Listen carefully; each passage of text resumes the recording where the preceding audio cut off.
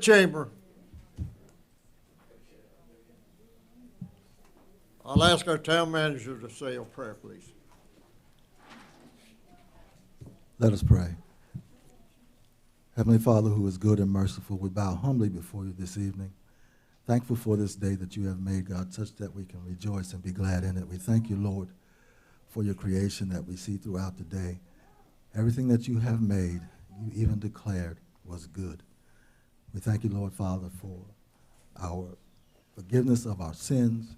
We thank you for your Son, Jesus, who paid the price, such that we could even come to the throne and ask for forgiveness. So we thank you for that this evening. We thank you, Lord God, for the proceedings this evening, that everything we do shall be pleasing in thy sight, that you will bless it, that our decisions will be such that would be beneficial to the town, our visitors. We thank you, Lord God, as usual, for our first responders and our servicemen and women, wherever they may serve, domestic or foreign. We ask, God, that you encamp your angels round about them, protect them from their goings and comings. We ask this in Jesus' name. Amen. Amen. Amen. I call the meeting to order. Let's stand and pledge allegiance to the flag, please. I pledge allegiance to the flag of the United States of America and to the republic for which it stands, one nation, under God, indivisible, with liberty and justice for all. You be seated.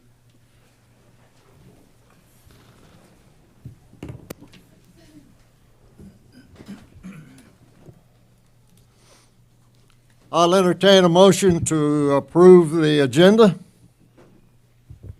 I make the motion. All in favor say aye. Aye. Opposed, no. I'll entertain a motion. Oh, you're going to do the oath of office for the. Yeah, what you got there? Call Stephen up, Stephen Reese Huh? up. Stephen Reese, he's here.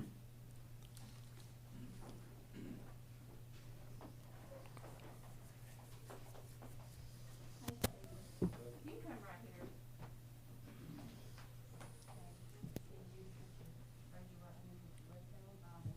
I'm going to say aye when you say your name, and I'm going to read all of this, and once I'm done, just do you say, so help me God. Okay, I Stephen Reese. do solemnly swear that I will support the Constitution of the United States, that I will be faithful and bear true allegiance to the state of North Carolina, and to the constitutional powers and authorities which are or may be established for the government thereof, that I will endeavor to support, maintain, and defend the Constitution of this state, not inconsistent with the Constitution of the United States, that I will be alert and vigilant to enforce the criminal laws of this state, that I will not be influenced in any manner on account of personal bias or prejudice, and that I will faithfully and impartially execute the duties of my office as a law enforcement officer according to the best of my skill, ability, and judgment, so help me God. I do. Okay. All right, I just need you to welcome aboard. I just need you to sign there. Right here, and then I'll get you this copy. I'll put it in the box. And did you want to say anything? Yes, ma'am. Okay. Hello, everyone. I'm Officer Stephen Reese. I've been here almost 3 months, and I've enjoyed working for the town of Benson. I look forward to many more years at Benson. Thank you and welcome.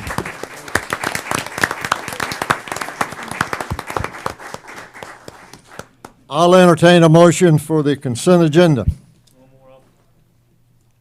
Huh. Joshua King. Um, Got one more police officer. No, he's not going to be here. Tell me.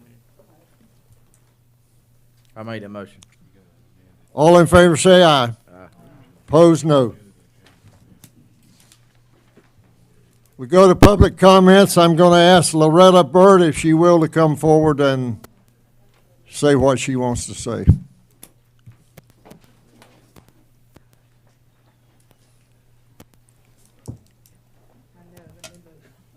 You didn't know you were going to be first, did you? No, sir, I did not. Never know with you, Mr. Mayor, never know. Good morning, good afternoon, or good evening, commissioners and the mayor. I'm Loretta Bird. Address is 122 East Main Street, Benson Chamber of Commerce. I wanted to just give you a little bit of the 2021 Mule Days COVID-19 update. As you know, Mule Days is just around the corner, and planning this year's event has been a challenge. But with the help of very strong volunteers and town staff, we're almost ready. The biggest concern we have had is adequate security for the event, especially the parade. We have met with the police department 3 times, and last week we were told they feel the problem has been rectified. While it is a bit different than normal years, we feel comfortable with the plans and what has been formulated. The Johnston County Sheriff's Department provides security paid by the Benson Chamber at the following events: the carnival, the rodeo, the campground, and the mule events. They also supply 10 deputies for the Mule Days Parade, which the Chamber pays for those as well. All of these events, as of today, are fully staffed. I've put together a COVID plan, which I'm sending to the Johnston County Environmental Health Department with Dr. Marilyn Pearson. I emailed it to her today. And I've got a copy for you of the packet. If you have any questions, I'll be glad to answer those. And finally, I want to invite you, the Chamber is feeding a catered lunch by Meta Village Restaurant to all the town staff next Thursday from 11:30 until 2. They'll be setting up a buffet because we could not do Mule Days without the wonderful staff that we have. And this year, they're going above and beyond duty to try to help us have our beloved event. So at this time, I'm going to send these around for you real quickly. I apologize I didn't get them to you earlier.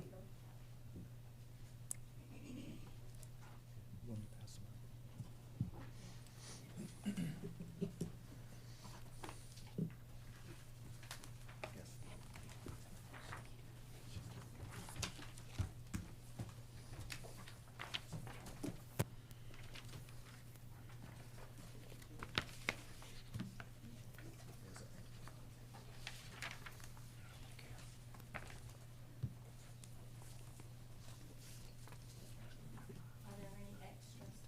Yeah. Okay, good. Thank you.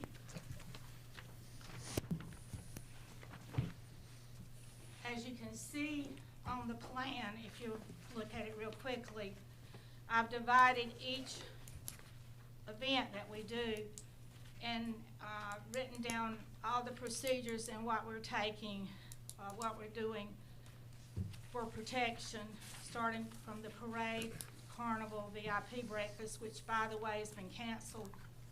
That's the only event that we have inside, and we're not doing that this year. So,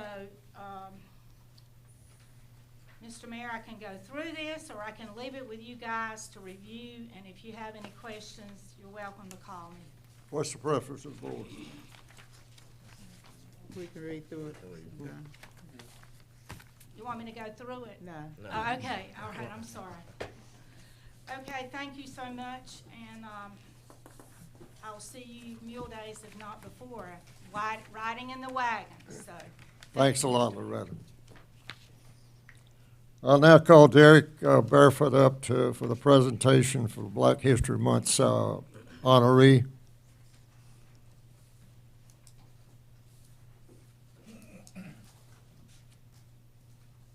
Mayor, Board, tonight we wanted to take a moment to publicly recognize this year's Black History Month honoree.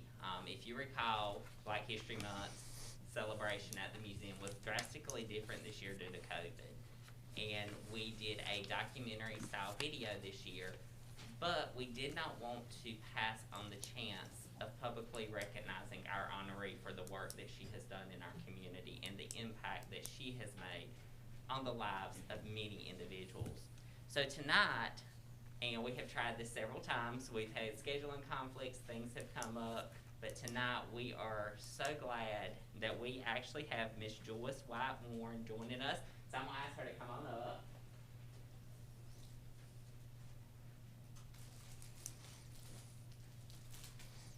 And as she makes her way up, if you guys recall, we did the documentary that highlighted the work that she has done in our community.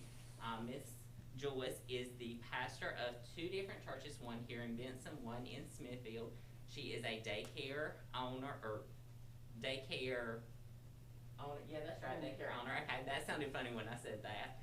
And she has a food pantry, and she is really inspiring a lot of people in our community. And when we did the documentary, to hear the stories and the lives that she has touched has been absolutely amazing. So tonight, it is with great pleasure that I get to present this plaque to Miss Joyce. And it says, Benson Museum of Local History proudly recognizes Joyce White Warren as the 10th Annual Black History Month Celebration honoree for her many years of service and dedication to the Benson community. Thank you for all of your work you're doing. Congratulations. And it even says February 28th, 2021. Darren, bring her up here so Come on up. she'll be on the. Oh, the camera up here? Okay, Yeah. I gotta get used to this. So yeah, we'll come on up here and I'll hand this to you. And then I also have one other thing let me grab for you.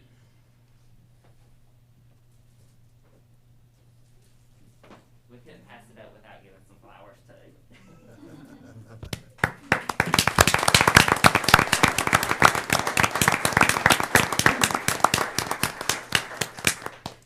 You want to say anything? You're welcome to say something. I'll hold it for you. Good afternoon.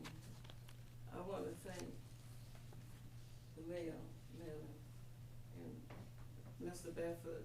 I don't know many, I know some, but I want to thank all of you for giving me this honor, and I appreciate it so much. And I thank God for how He has blessed all of us, and we're still here. And I just wanted to pray just a little bit instead of saying a whole lot.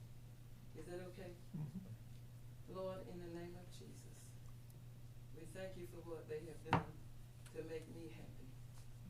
We thank you for the town of Benson. And we thank you for these officials that are doing all that they can to make Benson a better place for us and a safer place. Lord, we ask in the name of Jesus that you let your anointing flow in Benson.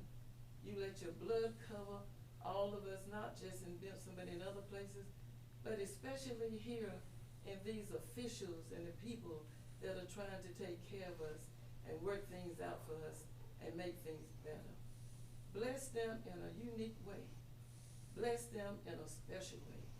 And for everyone that's here tonight, Lord, we pray that you take care of them, let them be safe in the name of Jesus.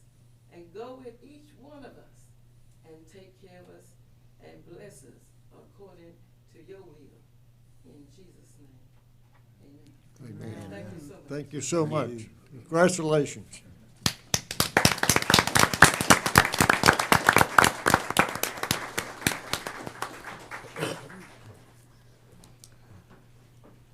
We now have the presentation of the Constitution Week proclamation. Who's going to receive this?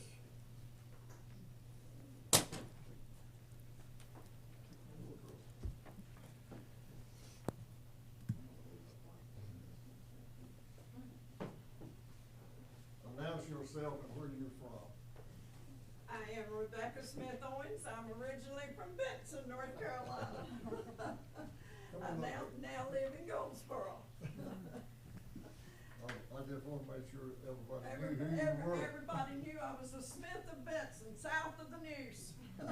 And kin to everybody from south of the Neuse, guarantee it. This is Proclamation 156, 2021, Constitution Week. Whereas the Constitution of the United States of America, the guardian of our liberties, embodies the principles of limited government and a republic dedicated to rule by law, and whereas September the 17th, 2021 marks the and 34th anniversary of the drafting of the Constitution of the United States of America by the Constitutional Convention, and whereas it is fitting and proper to accord official recognition to this magnificent document and its memorable anniversary, and to the patriotic celebration which will commemorate it, and whereas Public Law 915 guarantees the issuing of a proclamation each year by the President of the United States of America designating September the 17th through the 23rd as Constitution Week. Now therefore, I, Jerry Madden, by virtue of the authority vested in me as mayor of the town of Benson in the state of North Carolina, do hereby proclaim the week of September the 17th through the 23rd, 2021 as Constitution Week, and ask our citizens to reaffirm the ideals of the framers of the Constitution in 1787 by vigilantly protecting the freedom guaranteed to us through the guardians of our liberties. And congratulations. Good to see you. Thank you.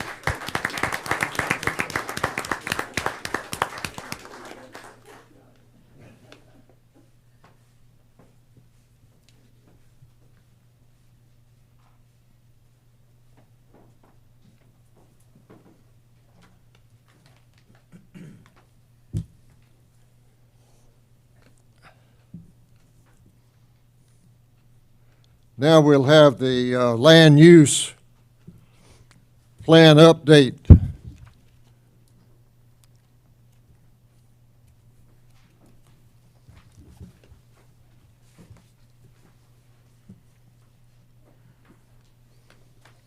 Thank you, Mr. Mayor. Thank you, commissioners. Thank you for the public who's here tonight. Let me make sure I can drive this thing. Perfect. My name is Daniel Rao. I'm with Withers Ravenel. We're the consulting firm that has been working with town staff on this land use plan project. I'm here tonight just to give an overview of the project itself, what work we've done, and what work comes next. I know the agenda's pretty full, so I'm gonna try and keep this as short as possible while making sure that we understand what work's being done. As I mentioned, my name is Daniel Rao. I will be the face from Withers Ravenel on this project. With me, I have Caroline Richardson, who is a North Carolina planner, who's been in North Carolina for a few years now in the planning realm. You may be seeing her in future meetings, and we are led by Brendy Vega, who is the Director of Planning. So these are the three faces you may see from Withers Ravenel moving forward in any future meetings. We also have the sub-consulting firm, WSP. They're our traffic and transportation engineering firm. So the main question we get asked is why do a land development plan? Why do a comprehensive plan? There's really three main items to this. The first one is that now it is legally required per NCGS 160G. If the municipality wants to have zoning, they need to have and reasonably maintain a land use plan or comprehensive plan by July 1st of 2022, so that's coming up. The second aspect of this is it is used by administration and by leadership as a planning tool. There's a consistency statement that's made as part of rezoning cases and other items that they look to the future land use plan. As you can see here, this is the previous one, 2008 or 2009. They look to this document to make this consistency statement. And then the third item, as part of this planning effort, we put forward recommendations, action items that are implementable by the town staff and stakeholders to achieve the vision that we develop as part of this plan. So where do we want to go and how do we get there? So these are the three reasons why we do a land use plan or a comprehensive plan. So the workflow of this project, everything in green is kind of what's been done or what we're currently working on. You start with background research to get an idea of where you are in order to know where you want to go. We did scenario planning with the stakeholder group, a public workshop to bring these ideas forward to the public, who was conducted in July. And right now we're on the visioning and implementation items as well as drafting the new future land use plan. So background research, like I had mentioned, we need to know where we are in order to determine where we want to go. So as part of this, we look at elements like population projections, economics, housing, race. We also look into previous planning documents, such as the previous land use plan that was conducted in around 2008, 2009, and any other relevant materials, things like parks and recreation plans, in order to determine all the base information to understand where we are at this time. We also look into the history of the town to get an idea of the character and make sure we have that held through and are. So in March and April, we met with the stakeholder group. This group was assembled by the town. It consisted of citizens, town leadership, and department heads. And we worked with them to, we brought them the background information, kind of what we understood is where we are, and we worked with them to determine what land use elements on the existing future land use plan need to change so that we are growing sustainably and smartly moving forward. So we took that future land use plan from 2008, 2009. We took trace paper and we started sketching scenarios on top of that. What do we need to see moving forward from this land use plan in order to ensure that we're growing sustainably? Our department took that plan and sketched up and brought it into this rendering here. There are three main elements that came from this scenario building. The first, you can see in the blue, this is a corridor along I-95, 40, and 301. This corridor is intended to be developed as commercial and industrial to leverage that proximity to those major corridors in order to help make those commercial and industrial facilities thrive in the future. At the bottom of the screen, there is a gray circle with a hatch through it. That is the second scenario we determined would be part of this plan. That was previously determined to be medium density residential in the existing future land use plan, but we determined that this site, due to its proximity to the corridors and its surrounding land uses, may be better set for an industrial park. And the final element that came out of this scenario planning is at the very top of Benson in purple is a circle, and that circle represents a regional mixed-use hub. So regional shopping, multifamily apartments, and mixed-use residential over commercial. That is meant to capture the growth from the north, and that is located at the junction of 242 and 40. And I wanted to provide this map of Benson. This is what I believe to be the first map of Benson ever drawn. This is from 1892. Just thought it was an interesting way to see how far the town's come since then. So after we did scenario planning with the stakeholder group, we took this information to the public in July. On July 15th, from 2 p.m. to 8 p.m., we held an open house to show some of these ideas that we developed as part of this planning effort. And we invited the public to attend and give their input on this, and this was critical to our path moving forward. I'm going to go over just a couple of the stations that were part of this public engagement, just so you understand what we were presenting to the public at that time.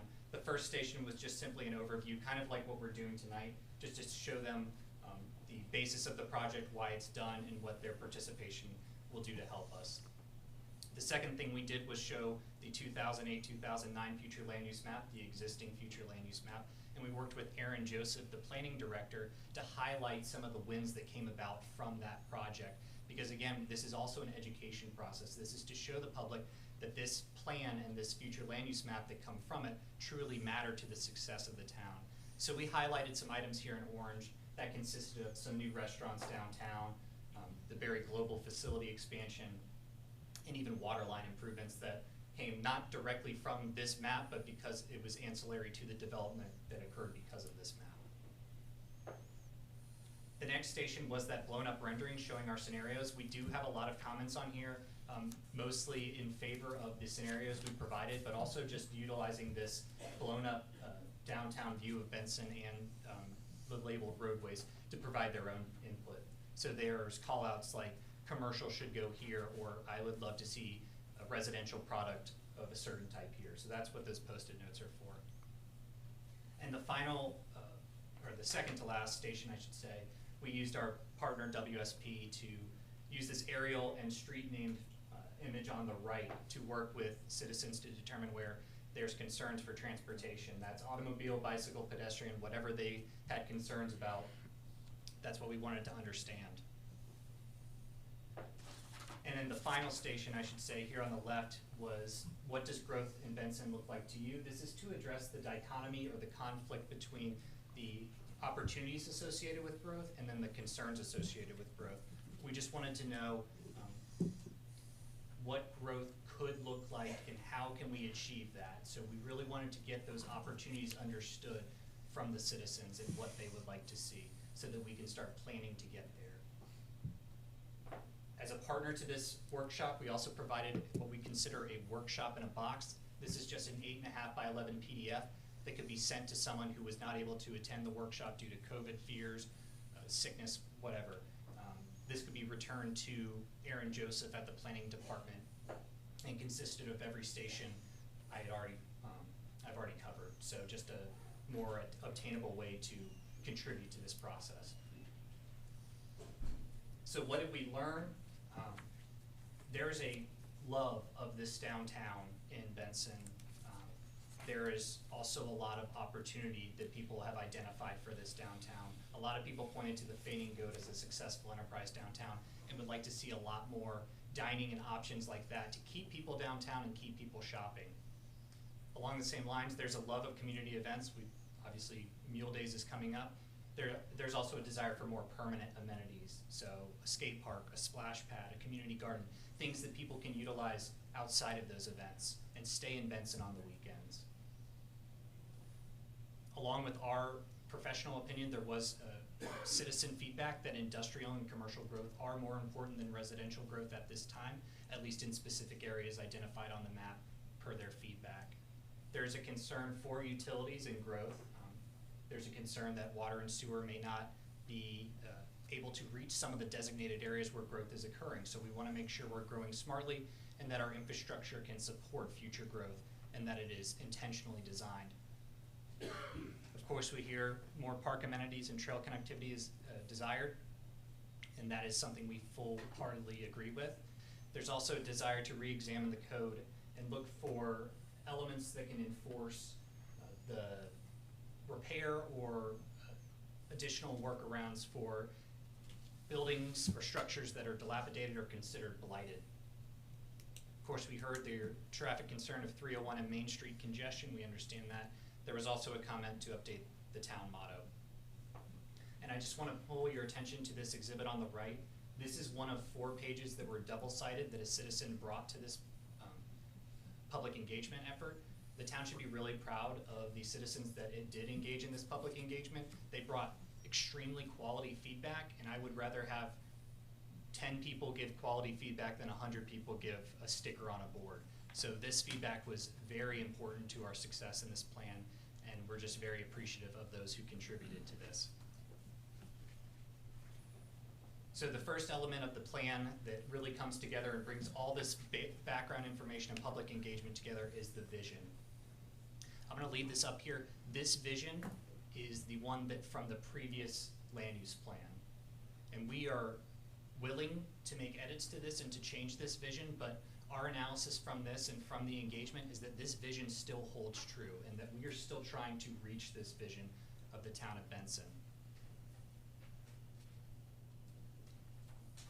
Likewise, we may see some tweaks to the goals, but the goals still hold true in our opinion as well. These will work to achieve the vision, and we believe that the vision is consistent with what our background research and the public engagement would like to see for the future of the town. So what's next? What's next is the implementation items or the action items. This is where we start bringing this vision and these goals to actionable items that can be undertaken by staff and stakeholders. We've broken them up right now into 6 categories: community, land use, utilities, economic development, and parks and recreation, and transportation, sorry. So this is where we're at in the process. We're developing these action items and we're working with the stakeholder group to refine them. And if there's any public feedback that comes during this time, that will be incorporated into these implementation items.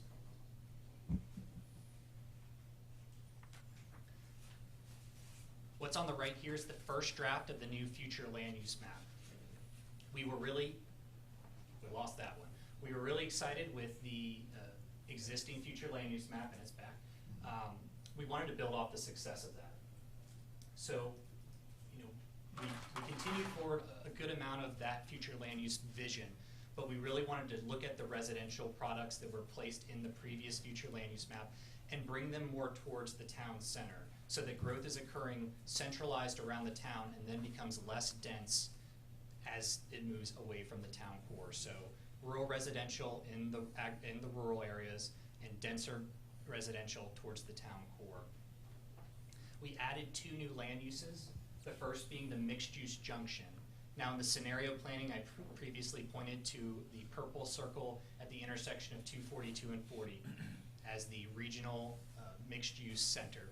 This mixed-use junction land use designation is our attempt to bring that land use into fruition in the future land use map. So it is specifically designated there at the parcels around 242 and 40. The other change we made is that the town center designation is now its own land use designation, where previously it would just be commercial, industrial, or residential. This town center designation is an attempt to bring forward a land use designation that allows for mixtures of uses and that flexibility when it comes to the downtown needs, to create those memorable places that people want to go to and stay at downtown. And of course, like we mentioned, there's a focused increase in commercial and industrial uses, specifically along those corridors that I had mentioned earlier of I-95, 40, and 301. So what comes next? If there's any feedback tonight, we're going to happily incorporate that. We'll work with the stakeholder group to make sure that that feedback is correctly incorporated into the document. We're going to work with that stakeholder group to continue to refine these action items in the future land use map. As I mentioned, we're just on draft 1. And we have public workshop here, but we were working with Aaron Joseph and believe that the next step is going to be a public hearing to review this content, and that's where we'll get some more public feedback to incorporate into the document. And then we hope to have adoption procedures beginning by or completed by the end of the year. This is a 8 to 10 month project, and we began essentially at the beginning of this year. So we anticipate concluding this by December at the latest. And with that, I want to thank you for your time. I'd happily answer any questions, or I'll be around afterwards if there's any other time. I have a question. How often do you recommend that a town looks at their land use plan and then actually do like a workshop like you all are doing? So in terms of 160D and what's legally required for reasonably maintaining a land use plan, I think the direction is 5 to 10 years, reassess it, but that's pretty open. I would recommend around 5 years to at least conduct something, maybe not as drastic as this process, but to conduct a workshop and reassess that future land use map. I would suggest after you take this home with you and look at that, if you have any questions, to get in touch with Erin, and she'll get answers for us. Is any other questions need to be done tonight? Thank you so much for coming. Thank you for your time. Thank you, Dan. If there are any other individuals that's wishing to address the board, I'm asked to provide their name and address for the record and come forward. Now, if you're here for the public hearing on RZ 2021-09, save it to Lynn. So does anybody have anything to say at this time? Okay. Does the board have any questions about the department reports that you received? Do you have any questions to the department heads? We now go to the public hearing, RZ 2021-09. Aaron Joseph, come forward and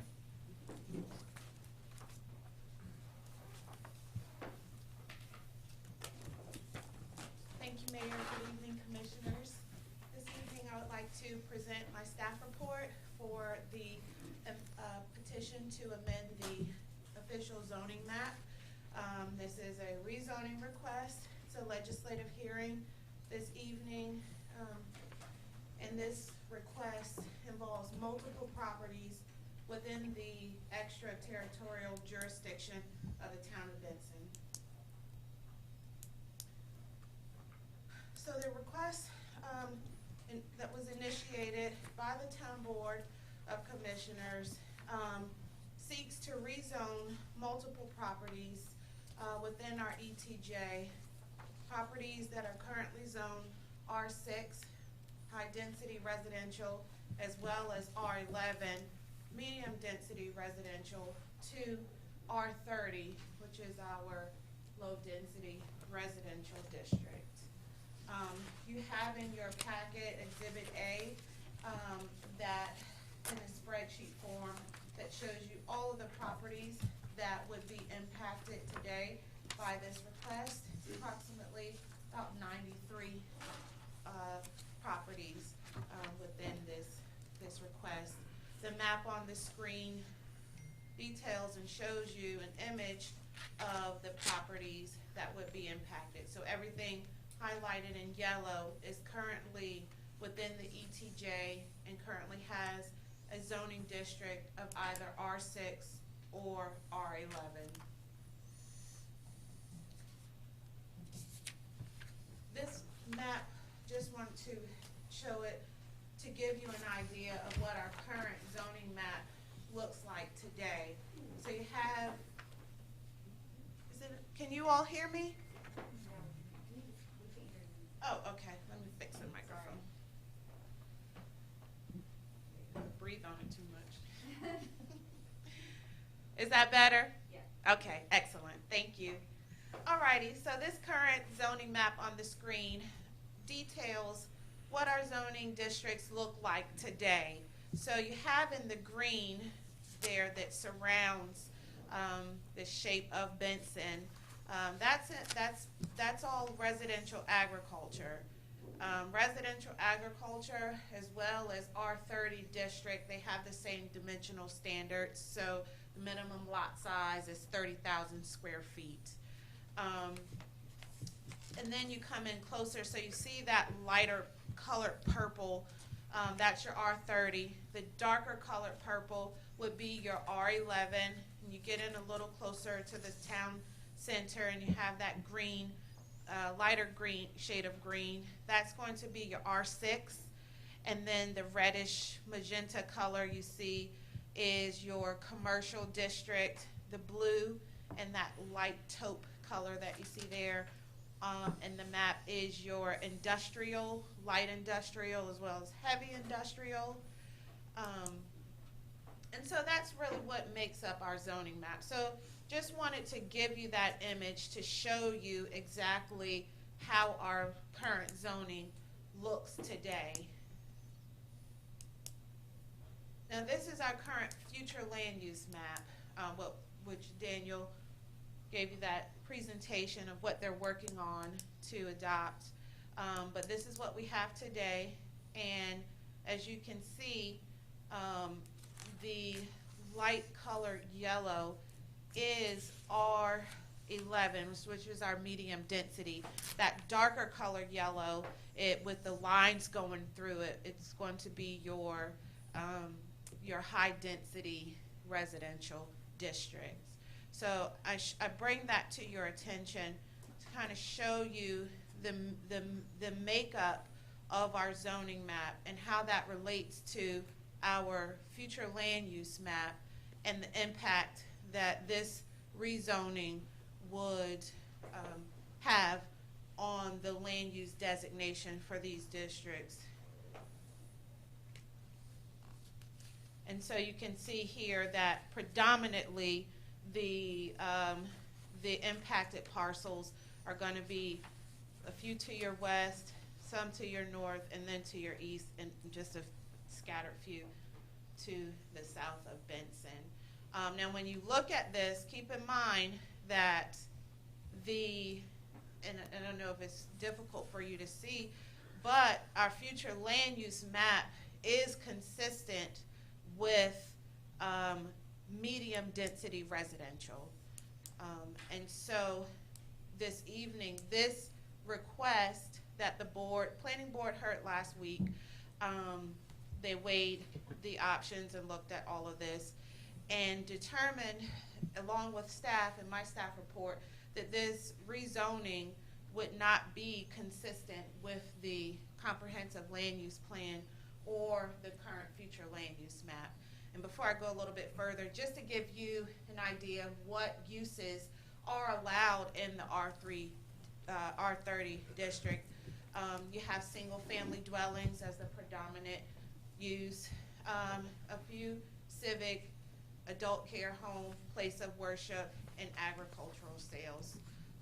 And so the intent of this district is to comprise of low-density, single-family dwellings, and other uses that are compatible with an open rural character of the area. And the regulations for this district are designed to promote and encourage an environment for family life and agriculture, and to encourage higher quality development to ensure greater environmental protection. Open space subdivisions are permitted. And so when you get to the approval criteria, you want to look at all of the uses that would be incorporated within that district versus the what is allowed today. So you have in your staff report, some of the uses are pretty similar to what is allowed today versus what's allowed in the R30 district. So again, predominantly single-family detached. R30 does not allow for multifamily, duplex, apartments, townhomes, residential units of that nature. Again, the first consistency, or the first approval criteria, consistency with the adopted plans and policies of the town.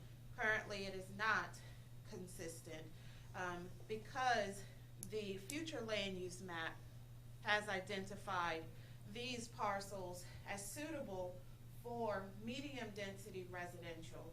These parcels that are impacted are not, again, on that border of the extraterritorial jurisdiction closer out to the county line. It serves really as that transitional district from that higher R6 district to R30, and then you have that more rural agriculture. So the changing this, if this rezoning is adopted, it would not be consistent with your adopted plans. The planning board did not find that this request would be reasonable and in the public interest, namely because it is premature ahead of our land use plan and land use map that we are currently working on. And so also this request would create substandard lots that could potentially impact the way properties are developed, including existing lots and future lots. So they determined that it would not be reasonable, that further research and analysis of our land uses should be completed with the comprehensive land use plan and the future land use map, and then possibly come back and make a decision about how we need to pre-zone districts within the town. And that is in line with my report as well, that because we are investing in this comprehensive land use plan, that we hope to get feedback from the community as well as the commissioners, and to really look at our land uses and our land use designations, and then to consider pre-zoning properties so that we at least make a decision that's informed by our comprehensive land use plan as well as our future land use map. And I will be more than happy to answer any questions if you have any this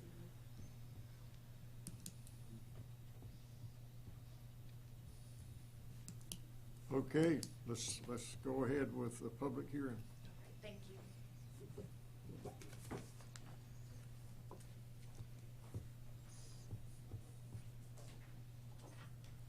We now go into the public hearing for RZ 2021-09. Anyone that's in favor, come forward.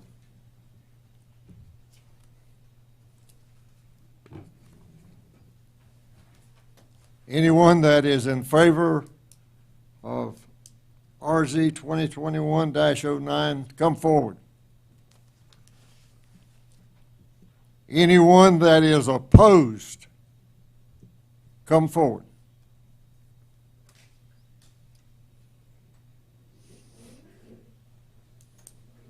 Give your name and your address. My name is Barry Bostic. I grew up in Benson. I currently live in Fayetteville for the last 40-something years. I am in agreement with the land use. You folks have paid some money to have that done. And I am for and agree with what this gentleman has laid out for y'all. By inheritance, I own about 30 acres of land that is at the south end of a proposed project, and I do not understand why it has been proposed that you go from R6 to R11 to R30. I don't understand the reasoning. From my understanding, most of that project is already zoned R11. My property is adjacent to and continuous with the existing proposed project and will be included in that project. So I'm totally all in favor of leaving it R11. I have discovered too in developing that property that we can get about 3 lots per acre if we leave it R11. If we go to R30, we can only get maybe 1 lot per acre. That's like 1 house. That will inhibit development tremendously. I want this town to grow. I grew up here. I love Benson. And I'm all for developing in the correct way, planning, and from what I understand, your water and your sewer conditions are going to get a lot better. The state of North Carolina is in, I think, favor of Benson. So I'm all for leaving it for R11 so it can be developed. Thank you. Mr. Boston, can you just state your address? 233 Summertime Road. And where's it, Fayetteville? Okay. Yeah. Thank you. Thank you, Barry. Anyone else that is opposed, come forward, please.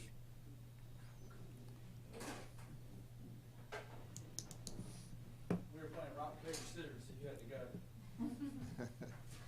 So, my name is Gary McCabe with Redline Engineering, 123 Raleigh Street, Fuquay Arena. I'm opposed to this. I've been in the engineering profession for about 23 years now. I see rezonings all the time. I have to represent clients in rezonings. We've been on both sides of this table. I can tell you, I know Brenda Vega personally and professionally, who you've hired with Withers Ravenel. She's phenomenal. She has a real knack for this. She comes from Wake Forest to Withers. She's been in the municipal side first, and now she's in the private side helping municipalities. I would urge you to allow your professionals to do their jobs and not push this forward. To me, it seems not only premature, but it seems to be an effort to possibly slow some things down because maybe we've got some sewer issues. But I think those things are getting worked out. And I've been doing this for a while, and I can say, and I said it to the board of the planning board, so I don't mind saying it to you. I think this is one of the few rezonings that I've seen in my career that actually could do some harm. That could actually, beyond, hey, you're tearing down my trees, or you're putting up, paving paradise, pave paradise and put up a parking lot. It's not that kind of thing. You're actually going the opposite direction of what you said you wanted to go for 20 years. You've got a very good land use plan that keeps the medium density on the periphery of town closest to you in the ETJ, which utilizes your water, your sewer, your roads, and allows developers to come in with minimal impact to your infrastructure that exists and utilize it better. For instance, one of my clients that I'm here representing tonight, we have 36 acres next to the school. This plan would say we would have to go to R30. Now, I bet you a Pepsi and a moon pie, every one of you, that when this gentleman's done with his plan, it's not gonna tell you to do rural agricultural next to a school. You're gonna say, it's probably gonna say neighborhood residential, neighborhood commercial, and you know, you want some density so that you can get your safe way to school money, and so that you can get walkability to those schools and to those parks, and also it's in close proximity to water and sewer, so that's a good way to get the developer to extend your utilities. Well, if you go through with this, all those opportunities are off the table. It completely shoots it down. I don't feel like this rezoning is in the best benefit of the town, because it's going in the opposite direction of what you're trying to do with this and what you're paying people to do, and before you've even seen the results of what you're paying them to do. I think the sewer, I mean, the Wooten Company, I know those guys too, work with them as well. They're on top of your sewer. They're working hard, and they're going to get it done. It's going to take some time. It's going to take some money. But going backwards on rooftops is what gets the businesses, the industries here. If you want a Starbucks on the corner of Main Street, you have to have a certain number of accounts on Main Street. You have to have a certain number of certain demographics within a 1, 3, and 5 mile radius of that. Well, the things that you want, the employers that you want, they're looking at your demographics. They're looking at your employee. They're looking for a workforce. They're looking for utilities and things of that nature. If we go forward with only trying to allocate water and sewer and utilities and resources for industrial and commercial users, you're not going to get there, because you have to get the rooftops to justify the other. So I just wanted to put that out there. Thank you for doing what you do. Thank you for saying a prayer tonight. I really appreciate that. Thank you for doing the Pledge of Allegiance. It's refreshing. Not every town does that, and I applaud you for doing that, and I thank you for doing that. Thank you. Thank you.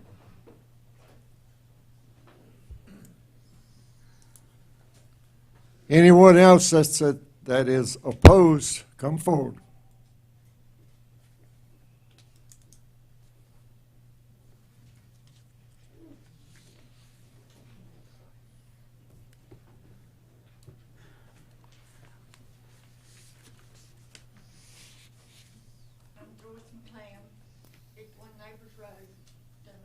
I should say 604 South Wall Street, Benson. Y'all know where that is. But you all, and I know I talk country, but I can't go. But listen, we need the houses in Benson. We need the people. We need business. Somebody said we need business. We don't need more houses. You can't have more business without more people. You just gotta have it.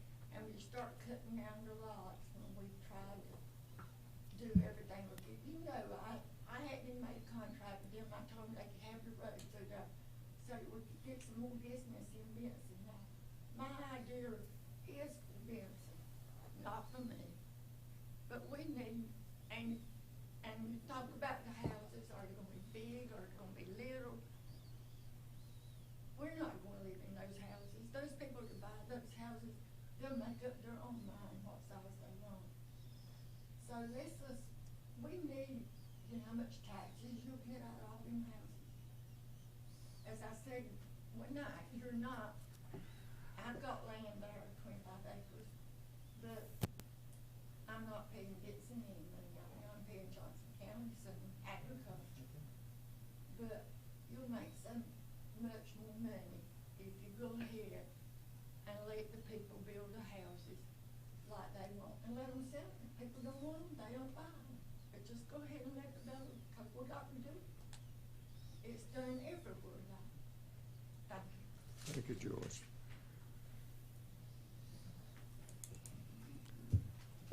Anyone else that wants to come opposed, come forward.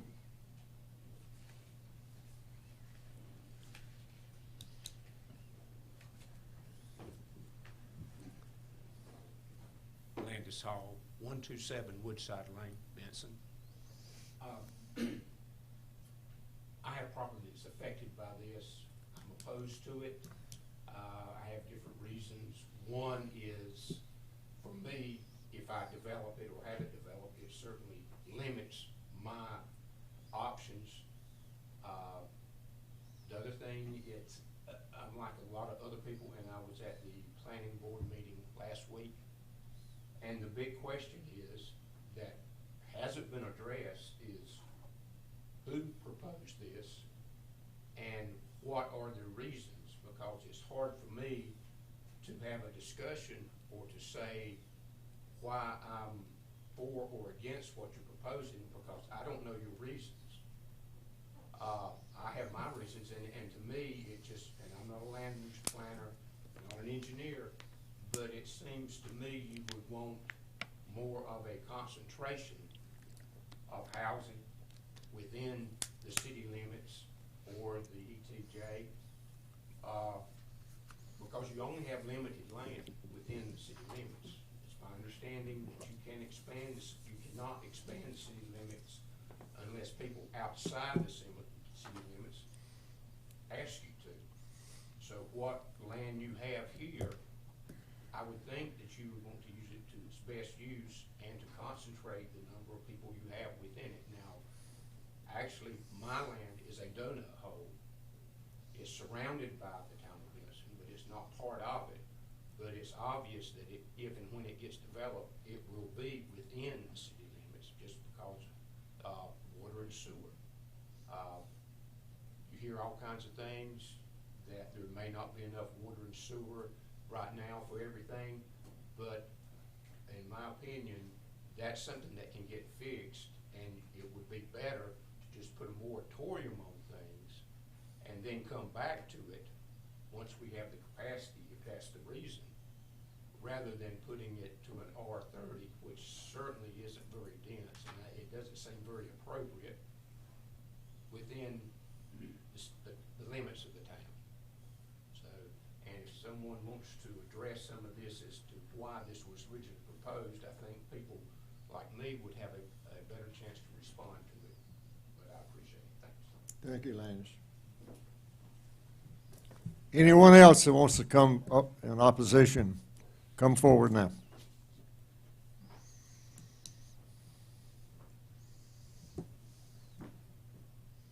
Shannon Hill, 3334 NC Highway 42 East, Clayton. I own property adjacent to the school. My engineer was up here talking earlier.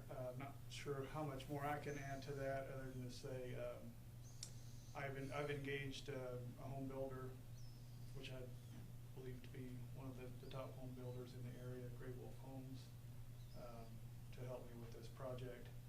I can tell you that if it were rezoned to R30, it would kill it. Direct, financial impact. It would not go forward. And some of the other consideration, if it was able to be R11, that allows for enough density that you can fund additional infrastructure like sidewalks to make walkability of school and keep those children safe when they inevitably will want to walk to school, being that close to the school. If it was R30 and housing was put there, I'm afraid there wouldn't be sidewalk infrastructure to be able to do that, and those kids would be walking to school alongside the road. I'm totally against rezoning to R30. I would like to see us go forward with the recommendations of the future use and the folks that you've hired on the engineering side to do that. Thank you. Thank you. Anyone else that wants to come in opposition, come forward, please.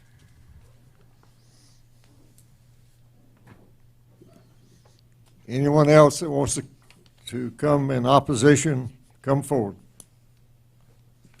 With no one else coming forward, I close the public hearing. Aaron, come forward, will you? Any questions that the board has of Aaron?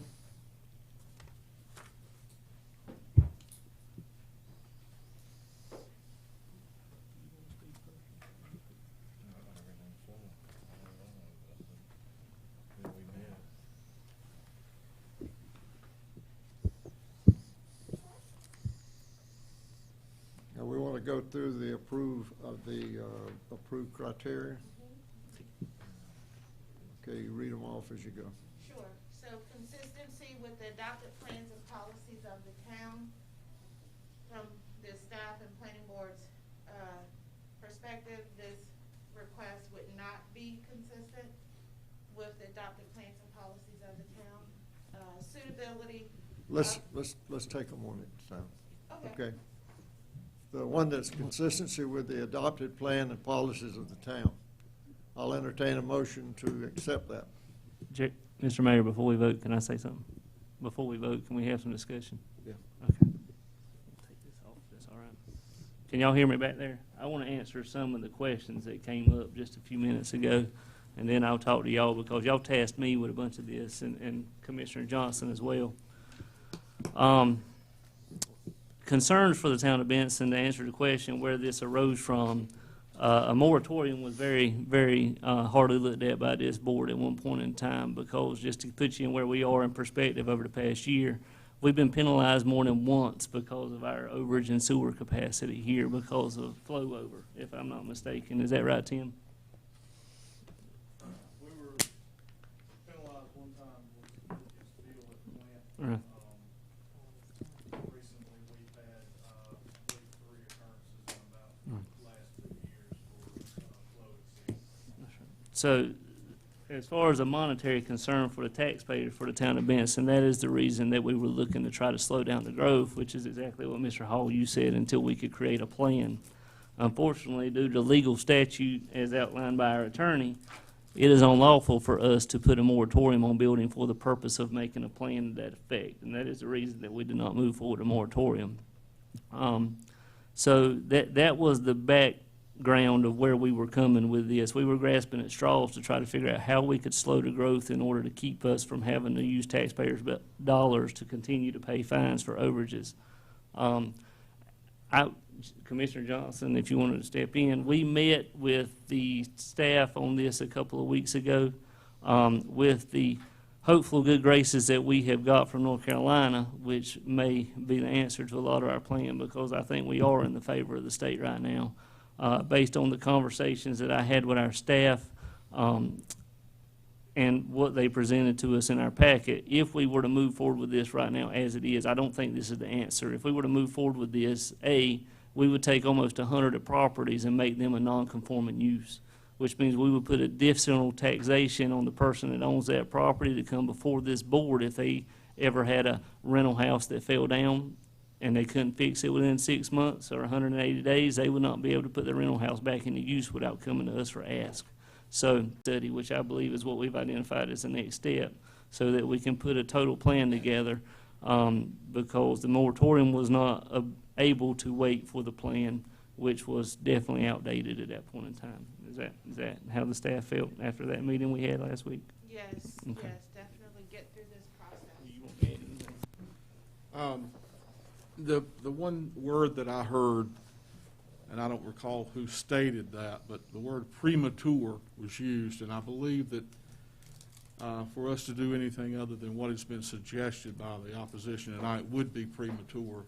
That was the conclusion that we had when we met with Tim and Aaron and William and myself. That's just where we are right now, with weighing all of it, taking into consideration what would be required, and also looking into those situations that William alluded to a few minutes ago. The individual that has a lien, a mortgage on his property, it burns, it's no longer in compliance, and they can't rebuild. Look at the issue that we've got. We don't have just an issue with that landowner, but that landowner, we've got an issue with a bank now, a lender. So those are things that we had to take into consideration, and we will have to take into consideration. Just food for thought. Anything else?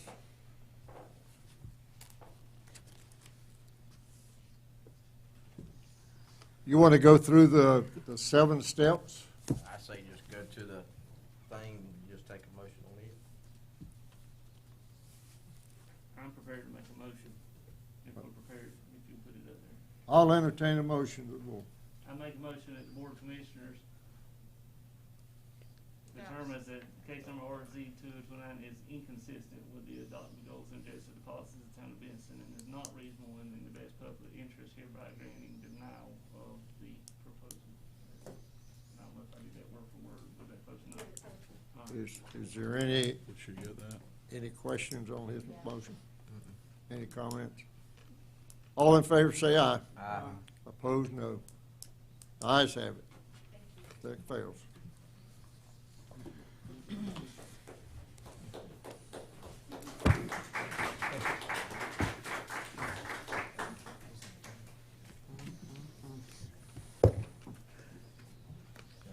Fred, on the discussion on the trash card enforcement. Yes, Mayor, Commissioners, with your indulgence, I'll sit here and use this fancy microphone because they can hardly hear me at the podium. Got a little ragging about that in the community.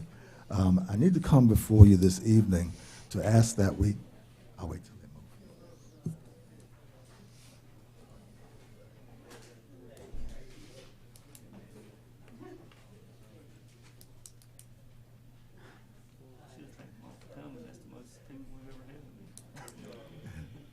For selfish reasons. It's something.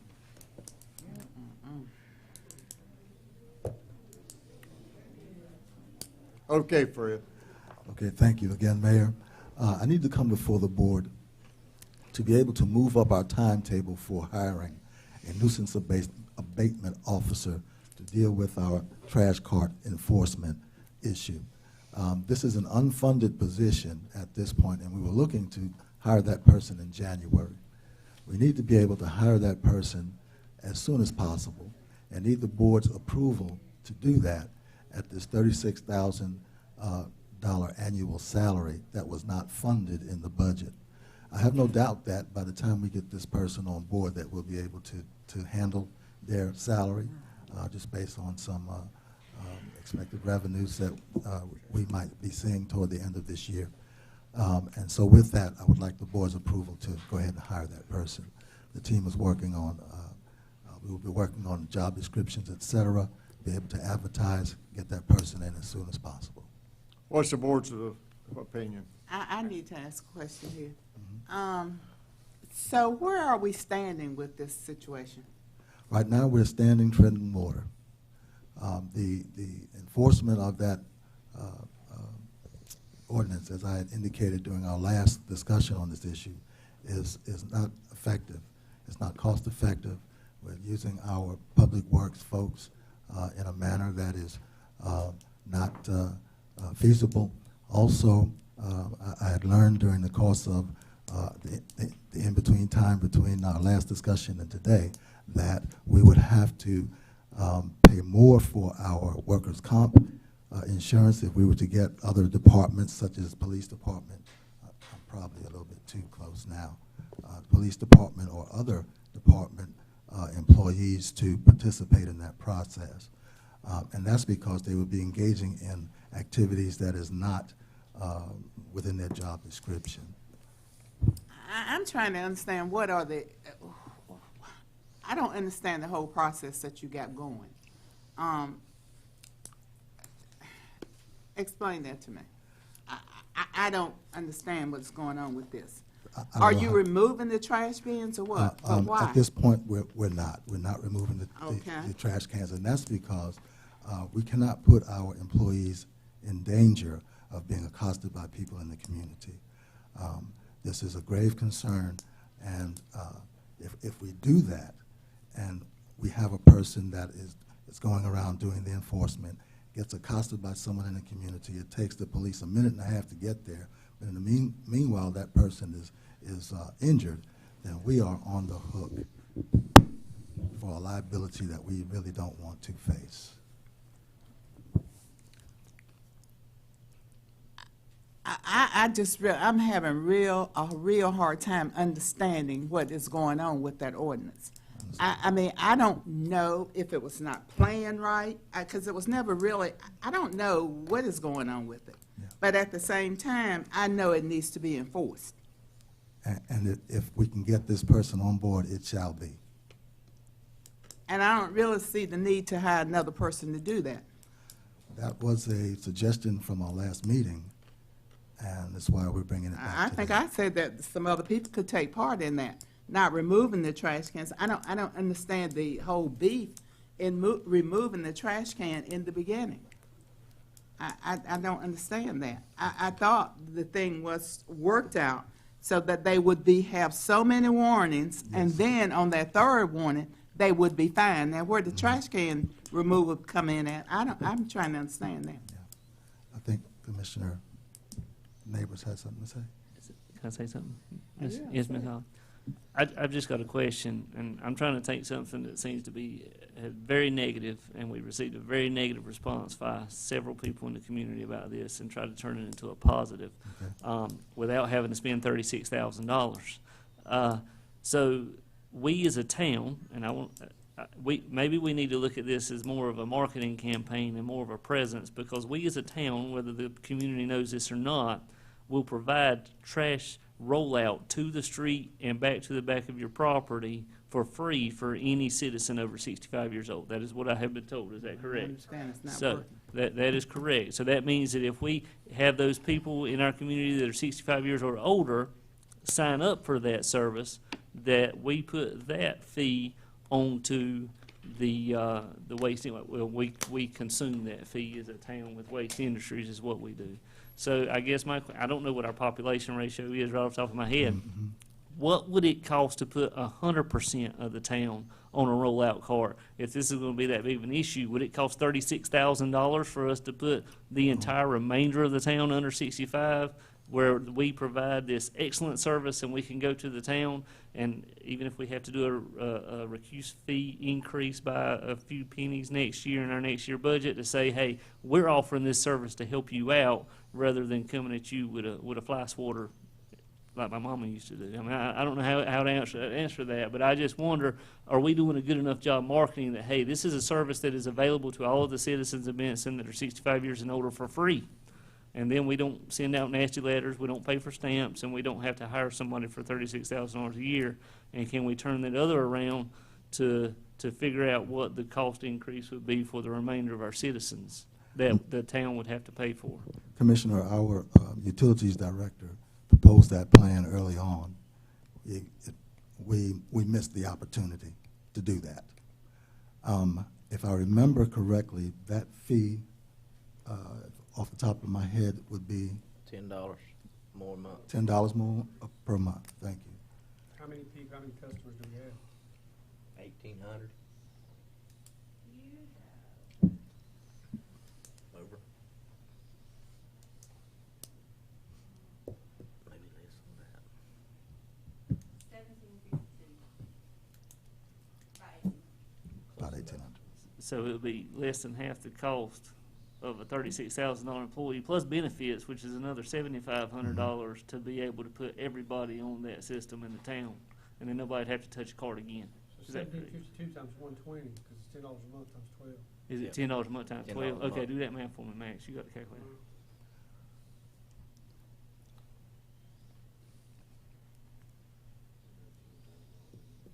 $210,000 a year.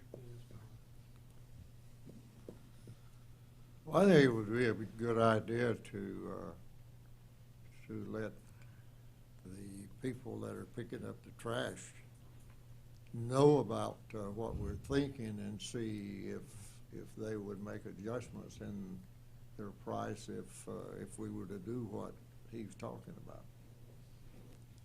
Well, from my understanding, it's some people on it, but they're not getting the service. They're not picking up the trash. So I don't understand why we would put everybody on there and they're not doing the 2% or 10% that they already have. If they're not doing that, I mean, what's the need? Yeah, we all have. Ms. Maxon, if they're not getting it, inform them and call up to my office, to the finance office. 'Cause Well, we'll I will get with them. I will direct them to call you because it is not happening. Because I can get in touch with the head driver, it might just be that they've missed it, they've also had a lot of turnover with drivers. I can't help that. But we can definitely let them know if they're not getting it, have them call the front office, we'll take care of it. Absolutely. When is the contract getting renegotiated? I was getting ready to say that we'll probably need to go back to the drawing board as far as the contract is concerned, and get that taken care of. Because There right are- now, what I'm seeing is one trash man driving the truck and picking it up at the same time. Yeah. Now, how is he gonna get out and go around and pull the trash out? I don't understand that. They would have to change trucks. They'd be like the one that comes in on recycling and, trash. Well, they're just bringing one truck through my neighborhood right now, Commissioner. Do I know? That's what I'm telling you. They are bringing one truck with the one arm and the one man driving through It's- my community, yes. It's picking up all three of them? No, because they come on a separate day sometime and pick up the. That's what I'm saying, thing. it would be the other truck. that Well, comes he's on not big- doing that either, that's what I'm telling you. Well, I know They're not that. doing it. If they're picking up the trash cans, though, if we went with that, they would have to come with the other truck that's got the two guys on the back of it. Basically like they do when they pick up recycling and your regular trash clippings. Well, they're not doing it now. I don't know about that. I'm just telling you, when they come pick up my recycling, it's a different truck than picks up my trash. Well, now, I know that, but what I'm saying is, the one that picks up the regular trash is Right. only one truck, and it's only Correct. one person, and he's using the arm to pick up the trash. Yeah, but if So you- now, how is that person going getting it? Because they're separating the times of pickup. So now, how are they doing? They would have to change the Yeah, you sure logistics of their routes, and they would have to use a different truck and more people. Yeah, they'd have to use a different truck more people.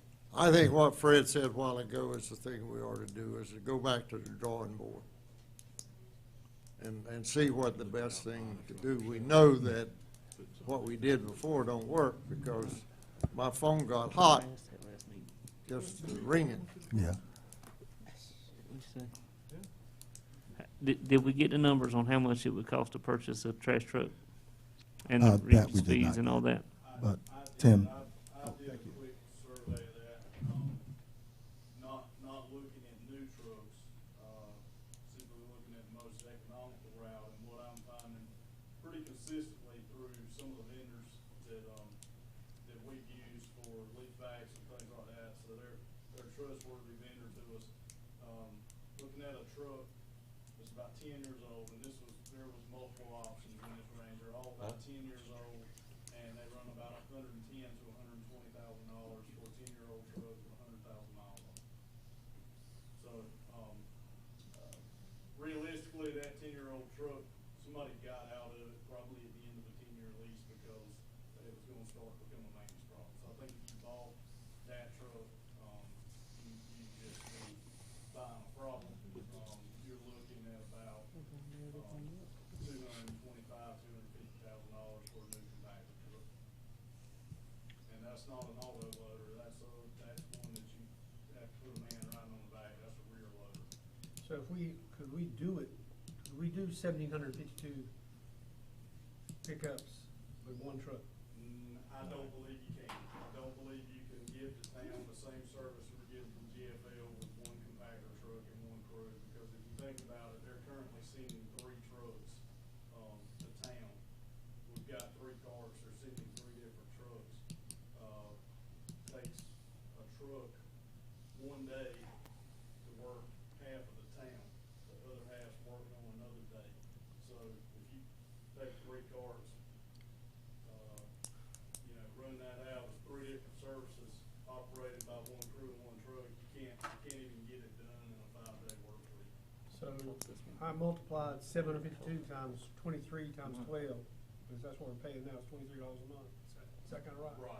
Right. So that's, And the price was 36, so it's 13, it's not 10, it's 13 more a month for Okay. backyard. Yeah, but if we just did it just like it was now, we're paying $483,552. Does that sound right? It does.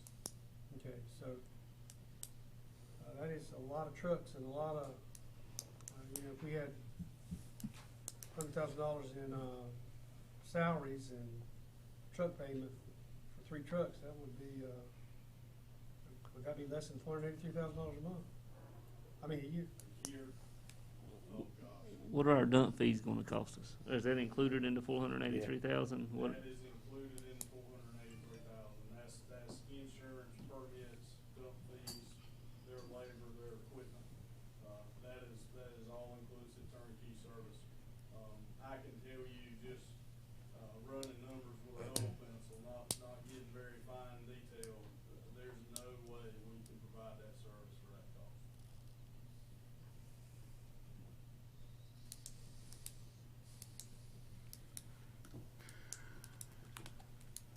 At one point in time, the recycling was costing more than the trash. Is that still the case? Is it costing us more to recycle than it is for trash? Or is that even back out? No, that's all three now, extra cart. Okay. Extra cart, but the extra trash cart is $15, the extra recycle bin is $4. So Okay. if you try to interpolate that out in your normal bill, then your yard cart and your recycle bin are considerably less than household garbage. I think I agree with what the mayor said. As many complaints as we get on our current contractor, maybe we don't need to do anything to enforce anything on our citizens if we can enforce our contractor to do what they're supposed to be doing. I think it's very premature for us to start sending out fines to people when the complaints that I got right after those first letters went out were the fact that I got a letter, but the man still ain't come to pick up my trash, and he was supposed to be here yesterday. And so I don't know that it's fair for us to start fining, continue fining unless we put the screws to our contractor, either write out this contract and maybe when we're close to the end of the contract, then renegotiate where we stand then and what we're going to do. Commissioner, that certainly has been one of the challenges that we've been facing. Another is that on a regular basis, the truck is packing out at a time of day where they have to go dump it, and by the time it's time to come back, the employee is clocking out. So there's part of the route that's not being taken care of, and we find that that happens. There's multiple issues. Things like that. We've had more pack out, quite honestly, since COVID. I think more people are home. There's probably more Amazon packaging and mail order rights. I shouldn't say Amazon, but just mail order packaging and stuff like that. I've seen more pack outs, meaning the truck is full, they can't get to the landfill and get dumped. But they've got to leave at a certain time to get in the landfill gate and dump. So they know when they got to leave to go dump that truck, and they're full before they've completed the route, then they have to leave to have to come back in the morning. Now, mind you, their contract states that they will service the town weekly. The schedule they've provided is I guess, a good faith, kind of, this is when you need to have your cart out, we'll come to you. But I don't believe they're in any way necessarily breaching the contract. Now, if they're missing containers, they want to rectify that. We've never had any problem without them getting to it if we know about it. I think one of the issues with missing containers, and this is no excuse for us to bear the burden of, but they've certainly experienced labor shortages and impacts of COVID. One of the other issues, in my opinion, is our trash service is take it or leave it. It's take it or leave it. You can have trash service today, you can call up here and cancel it tomorrow. So the route or the stop points can constantly be changing. We may have 742 customers this week. We may have 1,751 customers the next week. I mean, it fluctuates because you can call and cancel your service. You can put it back on. You can't anymore. So, but that has created problems in the past as well, where you didn't have consistency in regards to carts being in location. But it is consistent now, is that what you're saying? Yes, It's ma'am. been made consistent since We changed July. the customer service policy, yes, ma'am. Fred, let's move on. That's all I have.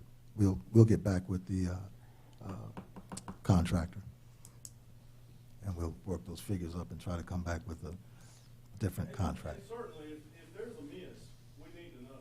Yeah. Those things can happen, but if the customer doesn't call and let us know, then they may be missing next week and the next week and next week. They gotta let us know there's a problem, so we have an opportunity to correct it.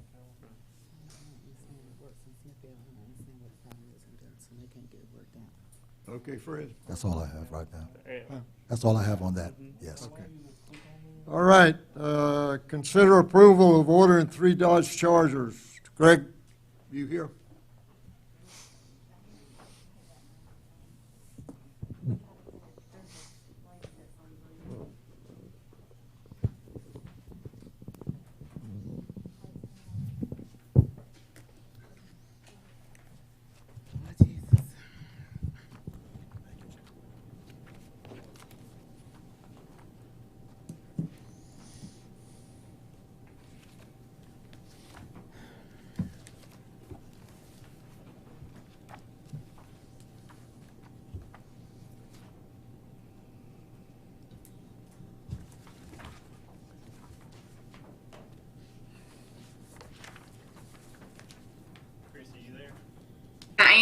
Yes. All right, I'll get you in just a second, okay? Okay. Mr. Mayor and board members, we're here tonight to discuss a proposal to acquire some leased vehicles in July of next year once the new fiscal year starts. I had a conversation with Enterprise Leasing a couple weeks ago, and I learned some information that I wasn't totally aware of at the time as far as ordering time limits and information such as that. So Chrissy, if you want to go ahead and touch on that. This is Chrissy Huff. This is our account manager from Enterprise Leasing. Hi, good afternoon. I wanted to make sure everyone was aware of what's going on in the manufacturer world. Microchip shortages is becoming a huge issue. And due to the microchip shortages, manufacturers will produce 7 million less vehicles this year due to that shortage. A lot of manufacturers are limiting production this year, and now is the time that we need to plan if you want to have vehicles delivered to you by next July. If we don't act now, you will not get a vehicle if you order it next year until 2023. So planning is going to be extremely important. We have the ability right now to order the Dodge Charger, Durango, or F-150 Responder. But again, that vehicle will not deliver until July of next year. So, I think it's important to act now, and then failure to act would mean that you would not get any vehicles delivered until 2023 model year. Greg, I know that we've talked about a lot, but that was the major issue is due to the microchip shortage. That planning is going to be very important. Is there anything else that you wanted me to touch on? Not right this second. I'll call you back in just a minute, okay? Yep. Mm-hmm. So, in our fleet currently, we have 16 vehicles. 7 of those vehicles are still owned by the town, with 9 of them being leased through Enterprise.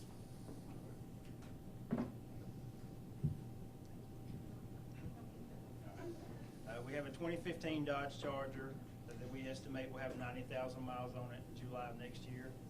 A 2016 Charger that we estimate will have 53,000 miles, and a 2017 Dodge Charger that we estimate will have 81,000 miles on it come July of next year. At that time, they'll be at the end of their useful life, and our repair bills are going to start climbing if we decide to keep them much past that point. So what I'm proposing, based on my conversations with Enterprise, is the cheapest alternative that we were able to find, and that is a 2022 Dodge Charger sedan with a 3.6 liter motor, all-wheel drive. Its estimated monthly lease payment would be $634.14 a month. Chrissy? Yes. Okay. I've also spoken with Enterprise about the resale of the vehicles that we're proposing to take offline, and she has given me an estimate of around $33,000 to $36,000 from the sale of those 3 vehicles. Chrissy, can you touch on what we could do with that money? Absolutely. So if we roll the equity of those 3 vehicles into new vehicles, you have the ability to tremendously reduce your amount of monthly payments. For example, he gave the estimate of $636 for the Charger. If we roll that equity, it's possible that we could get those payments down to below $400 a month. And I think that is long-term planning. We had the ability to do this with Onslow County recently, where we were able to reduce their pickup truck payments to $192 a month by continuously rolling equity. So you have the ability to tremendously induce the monthly expenses. And then looking forward, a couple years from now, when we sell those vehicles, you have the ability to reduce the payments even more to where you're getting to where you're supplying a police vehicle for $200 to $300 a month long term. Thank you, Chrissy. What are you recommending, Chief? Right now, I'm seeking authorization to allow us to place the order for 3 Dodge Chargers.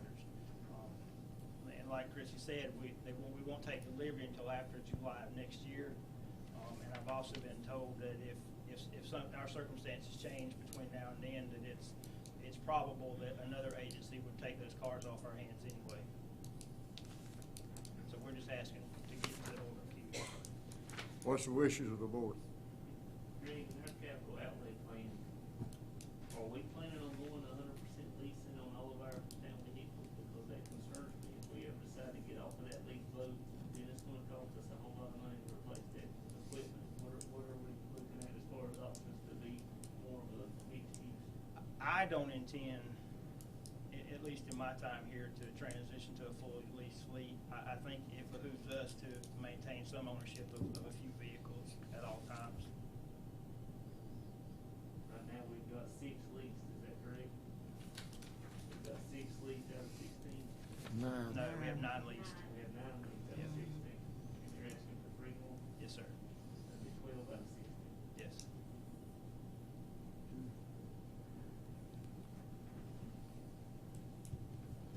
I think a good mix for us would be the vehicles that are actually out on the road patrolling. We're probably better off to be leased, and the vehicles that are more administrative in nature would be better off if we own them outright. Pickups I lease are $415 a month, so is the reason these leases so expensive because it includes the equipment? Is that what makes it? Some of them, yeah. That's ridiculous for a car. Yeah. I mean, well, the graphics and the equipment and the vehicles alone are around $4,000, $4,500. That's doing it to the Yes, sir. price, so buying it is Right. What's the wishes?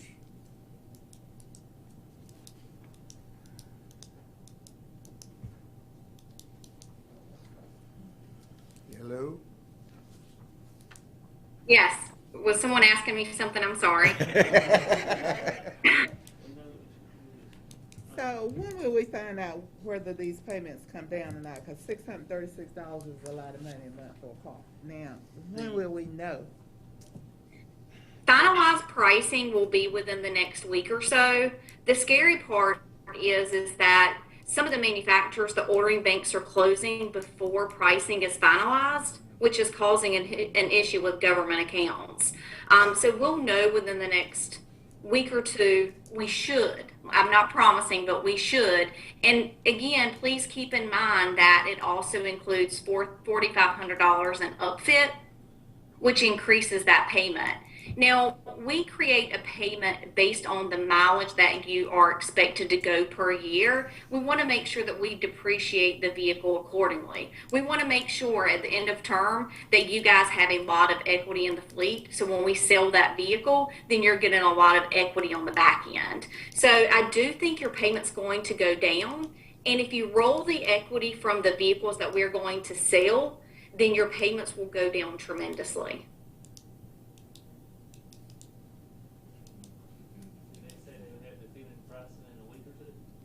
Yep. Yeah, but the problem with that is, if we come back to y'all next month and ask for approval, we're gonna miss the ordering. So then we're out another, it's Yeah. gonna open it back up again. That's what she's saying. So when do they open it up? Once a year? Yeah. Yes. And they're closing them very steadily, in the next week or two for pretty much everybody, is what Chrissy was telling us. Yeah, the manufacturer shortage, just the shortage of microchips, is making the manufacturers close the ordering banks much earlier than they usually are. Usually ordering banks are open 6 months or so, and some even more than that. But due to the shortage and the lack of employees and all the other issues that we're experiencing with this pandemic, it's just causing a major issue.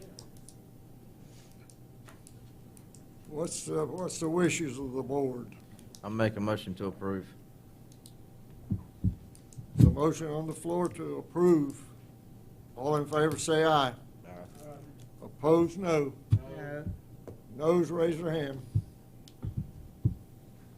The ayes carry. Gary, Mayor, Tim would like to ask a question too while we're on this topic. Sorry, it's not on the agenda.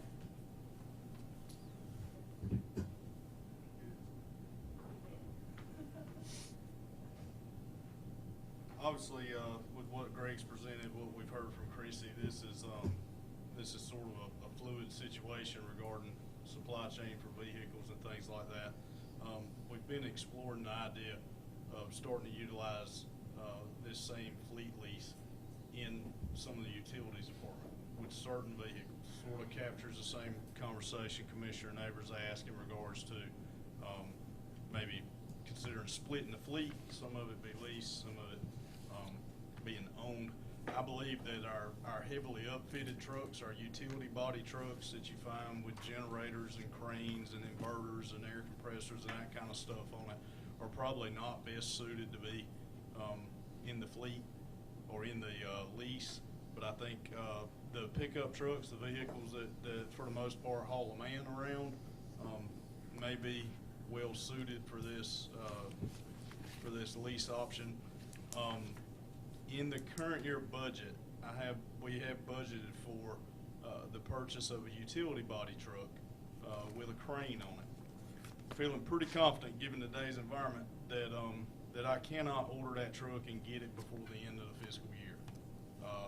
So that being said, looking at our fleet, considering fleet management as a need in our operation, there's a good chance that if we hold fast just for that one fleet upgrade that we anticipate and budget for this year, we may not be able to fulfill it, and we would simply have missed an entire year in our opportunity to manage our fleet. So with that, I'm asking for the board's favor in taking that budgeted money and pursuing a enterprise fleet vehicle for another pickup truck in the fleet, as opposed to the service body truck. Eventually, at one point, we're still going to need to get that service body truck. But what I'm trying to do here is not miss a year in our fleet management program, which is essentially where we'd be given what we had anticipated purchasing this year.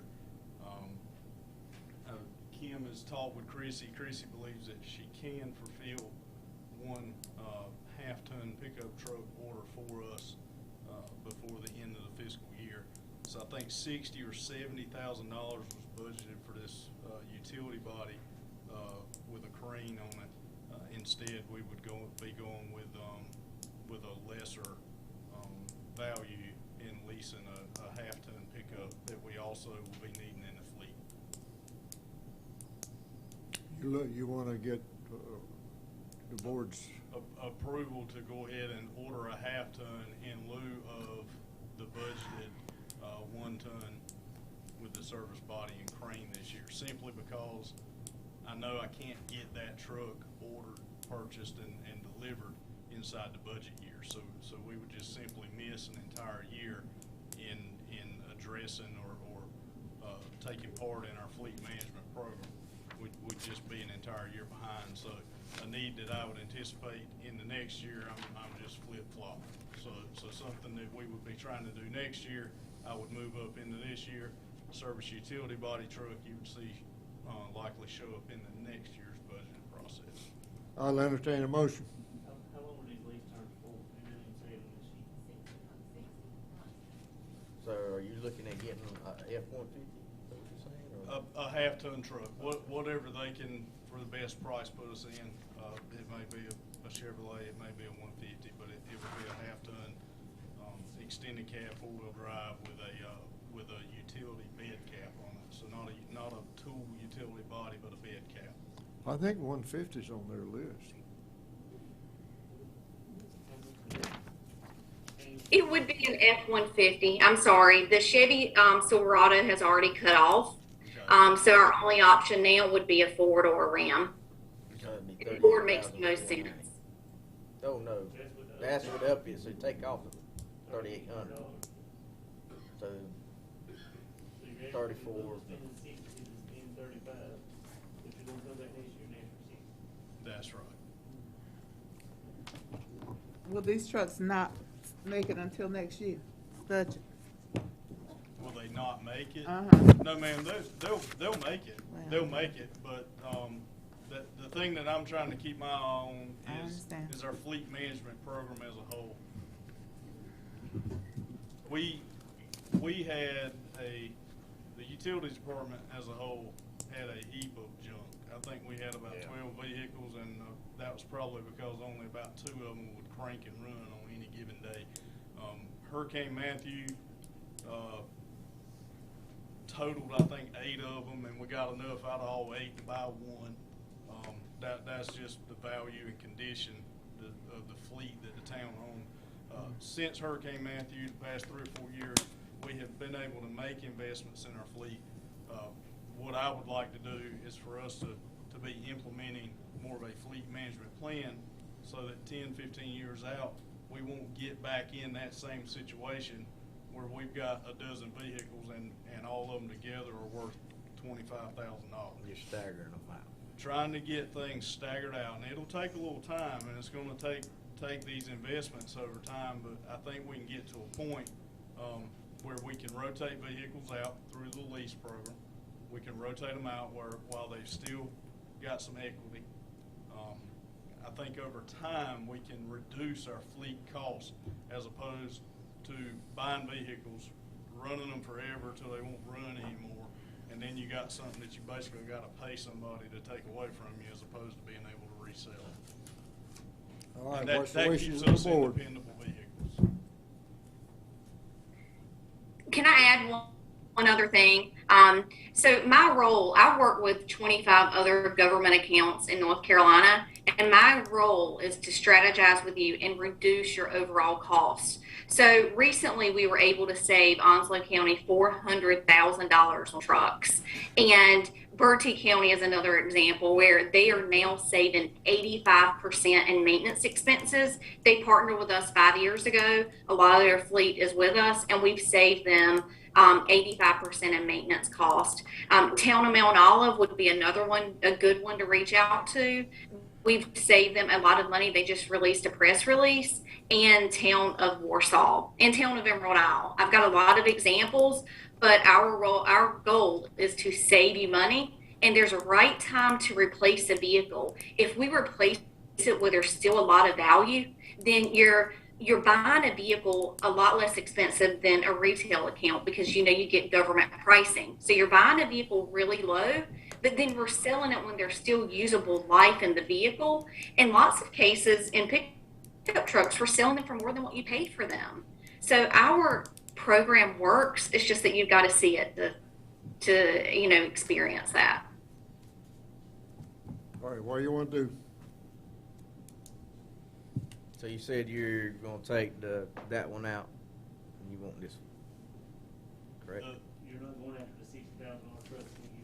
There's no need. I cannot get it. I can't get it ordered and delivered before the end of this fiscal year. I make a motion to approve. Well, let me ask a question. Is that gonna be sufficient? The truck you're ordering, is that gonna be sufficient for what you needed to do? Not for a place of the crane truck, but it would serve other purposes within the department. A need that would need to be addressed sometime in the near future. It just wasn't accounted for in this year's budget. So I'm flip-flopping 2 needs. A need that you would see in next year's budget, I'm asking to move to this year. The need that I had identified in this year's budget, at this point we are certain that the order can't be fulfilled. So what you'll see is that need be conveyed in next year's budget. So we're just flip-flopping a need. And it just so happened what the flip-flop is actually cheaper this year. It's not like we're trying to move something in that is more than we budgeted for. We're actually moving something in that's less than was budgeted for. There's a motion on the floor to approve. All in favor say aye. Opposed, no. Okay. Thank you. Approval for Janelle McCain to the Parks and Rec Advisory Board. I'll entertain a motion. Huh? I make a motion to approve. All in favor say aye. Opposed, no. The next thing on the list has been removed for tonight. So we'll go down to the next thing is consider approval of story walk at PK Vis Park. Matt Smith. Okay,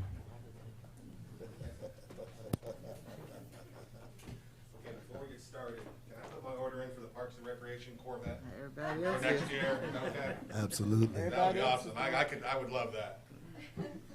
Okay, this is gonna, I'm not gonna make your long meeting any longer, but this is something that I wanted to bring up and bring to you. The story walk at the PK Vista Community Park, the Partnership for Children, which is located at the park, in the building at the park, has approached Derek at the library and myself. They would like to donate a story walk to the town of Benson.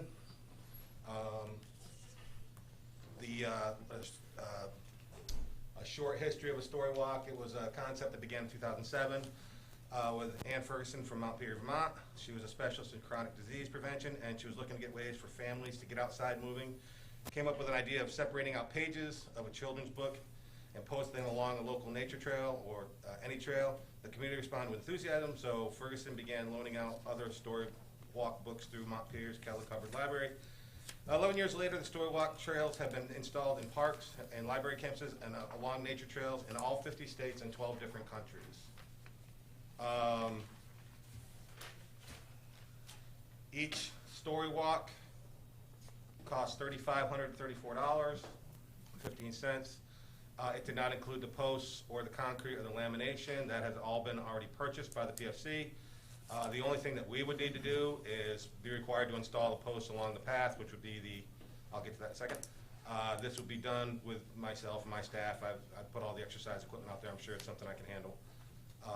The first story that they will install in the story walk will be The Peace as an Offering, and it's currently the book that is in the Smithfield story walk. Are they gonna move from Smithfield to here, or are we gonna have the same two stories in that location? We're gonna have the same two stories at first, but then we can ask for any stories we want, I think.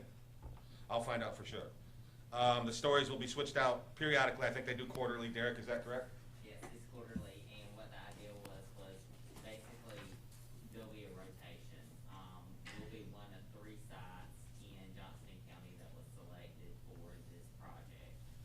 So that's kind of the idea. And it's all paid for by the partnership? Yes. I make a motion we approve. What does it look like? I'm glad you asked. You seen us all this. Okay, there you go. Tell us. They're going to be around the PK Vista Park. It would continue along the half-mile track. 18 walkboards are put out there, approximately 120, 150 feet apart. I've already pasted out so it doesn't, and painted the mark so it doesn't. It's not going to look crowded. And the start would be near the batting cage, and the end would be near the batting cage. That's it. Thank you for what you did. Thanks for what you did. I still want the Corvette. I don't know if you have to have a. I entertain a motion. Motion made. All in favor, say aye. Okay. You don't have all your members in here. We got 4.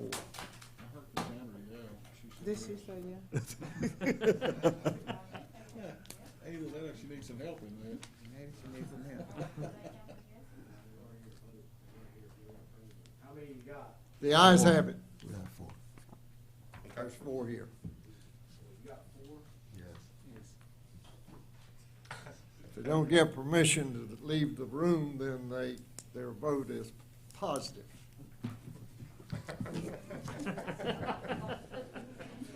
That's that new book we got. You guys just voted yes, by the way. Okay. All right.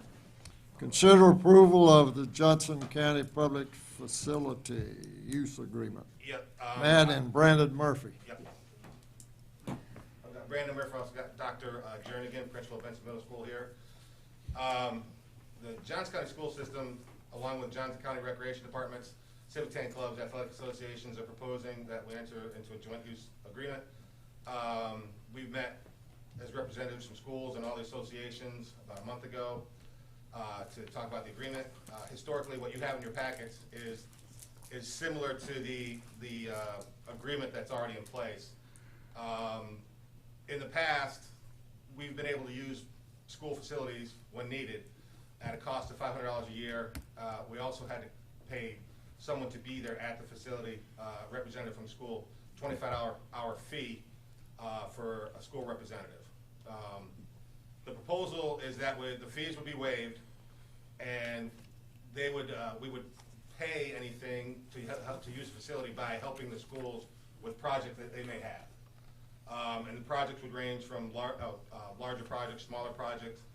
An example of a project that Brandon had come up with was the football field needs drainage. They get pretty wet during football season and whenever else they need it. And what they're asking is, one of the projects that we could do is help them put the drainage in. Dig the trench and get the soil on a dump truck and move it to a place on site where they could store it, and then school booster club, volunteers, workers, my guys at my office would go out and lay the drainage, and then we'd help them to cover it up and be done with it. And then in return, we could use their facility if we needed their ball field or their gymnasium or what, we could use that for no fee. It wouldn't cost us anything except the time to go out and dig the trench and help with the installation. There's an example of smaller projects which they would ask for, maybe to paint the goalposts or to paint the dugouts, or to maybe help with the aerating and overseeding in the wintertime for their fields. Maybe fire ant treatment, stuff like that is a smaller projects that they're talking about. Now just to give a little info, the project Brandon talked about for the drainage, the earliest we could do it would be winter break. They'd have to get through all their seasons. Then we could either wait until next June to do it, if that's the project that they decided they really wanted to go with. Regular field mowing, maintenance, weed eating, that's still done by their contractors. Also, this is something that it's not Brandon Murphy and Matt Smith pushing for this. This is something county-wide. This is something that the Johnson County Schools is pushing, Johnson County Parks and Recreation and Green Space Office is pushing, not pushing, but is suggesting. And I think it's also important to know that we have a great relationship with Benson Middle now. Just a couple examples, when they needed their ball fields fixed for the springtime, Tim Messer went out and helped fix their ball fields. Aaron Anderson's helping to coach their soccer team. When we lost our gymnasium to Florence, they worked with us and allowed us to have our basketball season at the gym. So this is in place now, but not officially in place. And this is something that the county would like to see kind of uniform cross-county. We have a great relationship, has a great relationship, even Meadow. But there are some areas that don't, and I think they're trying to help those areas get that relationship with the schools. I know that doesn't affect Benson directly, but indirectly, say if a smaller community like Kenley or Princeton gets a volleyball team, I don't know if Princeton has volleyball, so, but if they get a volleyball team, that's one more area that we could go play. So it does affect us, but not directly. So a lot of the places are already doing this. We wouldn't, we would come to the board, of course, and ask permission for everything that we do. I think Brandon and I and Dr. Jernigan can figure out the smaller project, but if there's any kind of bigger project, we would come and ask. So the agreement includes that there is an adult supervisor that needs to be on site from us, that's 21 or over. We need to provide proof of insurance. We couldn't take any weapons, drugs, alcohol, smoking, or do any gambling, so I'm not really sure who's gambling on the 12-year-old soccer game, but it's possible. And we're only granted access to specific facilities. Just basic, we leave it as we find it kind of thing. So we're just asking for approval to go into this agreement with the school. It's on an annual basis. We'd have to re-up it every year. If we decide we don't like it, then okay, we're not going to go.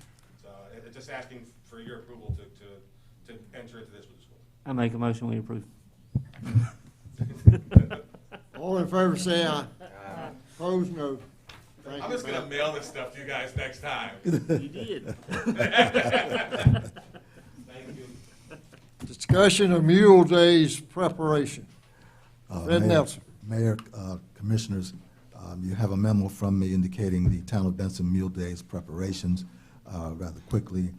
We realize that a daily review of the COVID-19 data forwarded by Johnston County shows that there has been a 120% increase in COVID-19 cases from August the 3rd to the 24th, and as recently as August the 3rd through September 7th, just a couple of days before I generated this memo to you, 70% increase in COVID-19 cases within the county. So our concerns are for our employee safety during the Mule Days celebration, and as they interact with the public during what promises to be a very crowded event. Their concerns are directly related to the number of increased cases that I just indicated to you above. The team has collaborated on plans to mitigate as much as possible any exposure for the employees before, during, and after the festival. I will return to after the festival in a moment. Meanwhile, our responses to calls for public works services in particular will be on an emergency basis only to reduce and mitigate any possible exposure for our employees that might be answering calls for broken stuff like water or electrical services out in the field. Our security coverage, which Loretta spoke to a little bit earlier, we find that our manpower shortage is about only 2/3 of what we normally would have. Let me back up and say that differently. Our manpower abilities are about 2/3 of what we would normally see during a normal Mule Day season. The assignment coverage that the chief has worked up and that Loretta spoke to earlier is adequate. It's not as good as we might want. However, even as we speak, our employee numbers are decreasing because of possible exposures and actual COVID cases. So we're waiting at least for one police officer to come back. Hopefully he'll be on duty by the time Mule Days gets here. We have other employees who are out. I believe there's 5 in number, if I make no mistake. About 5. And then for our vaccinations for the town, over half of the PD staff decided not to receive a vaccination. And of course, we follow the CDC guidelines that you received earlier as to how we approach that. For COVID in general, North Carolina DHHS data shows that only 43% of Johnson County residents are fully vaccinated. And statewide, that number is 51%. So we might be somewhere in between 43 and 51 by now. This memo is a few days old.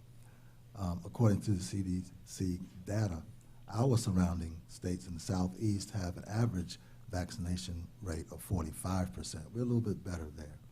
So in round numbers, approximately 50 to 55% of Mule Day attendees will be unvaccinated. And while the vaccines have been proven effective in reducing the severity of symptoms associated with the virus, they do not grant total protection either. And so you see before you then the plan for responding to utilities calls and fire department and other contingencies. Police, fire, and utilities employees providing services will be paid an hourly rate of time and a half given this emergency situation. It is emergency as we realize that the potential for infection is very high here in Johnson County, and Benson is no less than any of the other towns in that regard. Our employees will be operating under emergency conditions. Again, I'll say that, and then segue to this. If I were asked right now, should we go forward with the Mule Days parade, some of the other activities, my answer would be no, because we are placing our employees in dangerous situations, especially with the COVID spread, and especially afterward. Now, for instance, if we find that a week after Mule Days, that a number of our electrical or public works people that had been out in the field had been possibly exposed, that takes them off of the workforce. And so I want to present that to you for board consideration and to hear that from me as I speak for our workforce in terms of trying to keep them safe and healthy. Let me ask you a question. So you said how many of your people have been vaccinated? About half of our PD in particular. For other of our departments, if I were to extrapolate out from that, I would say about half of our employees to between half to 2/3. What are we currently doing as a town to incentivize our employees to get vaccinated?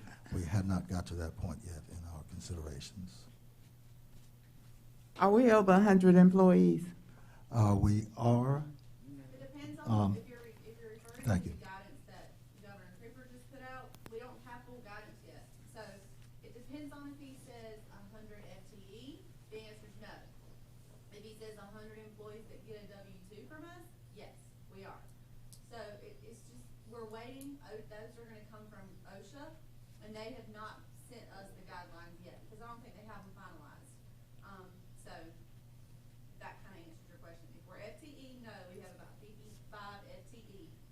But if you include how many people get a W-2, that's our part-time, that's our volunteer firemen, we are over 100.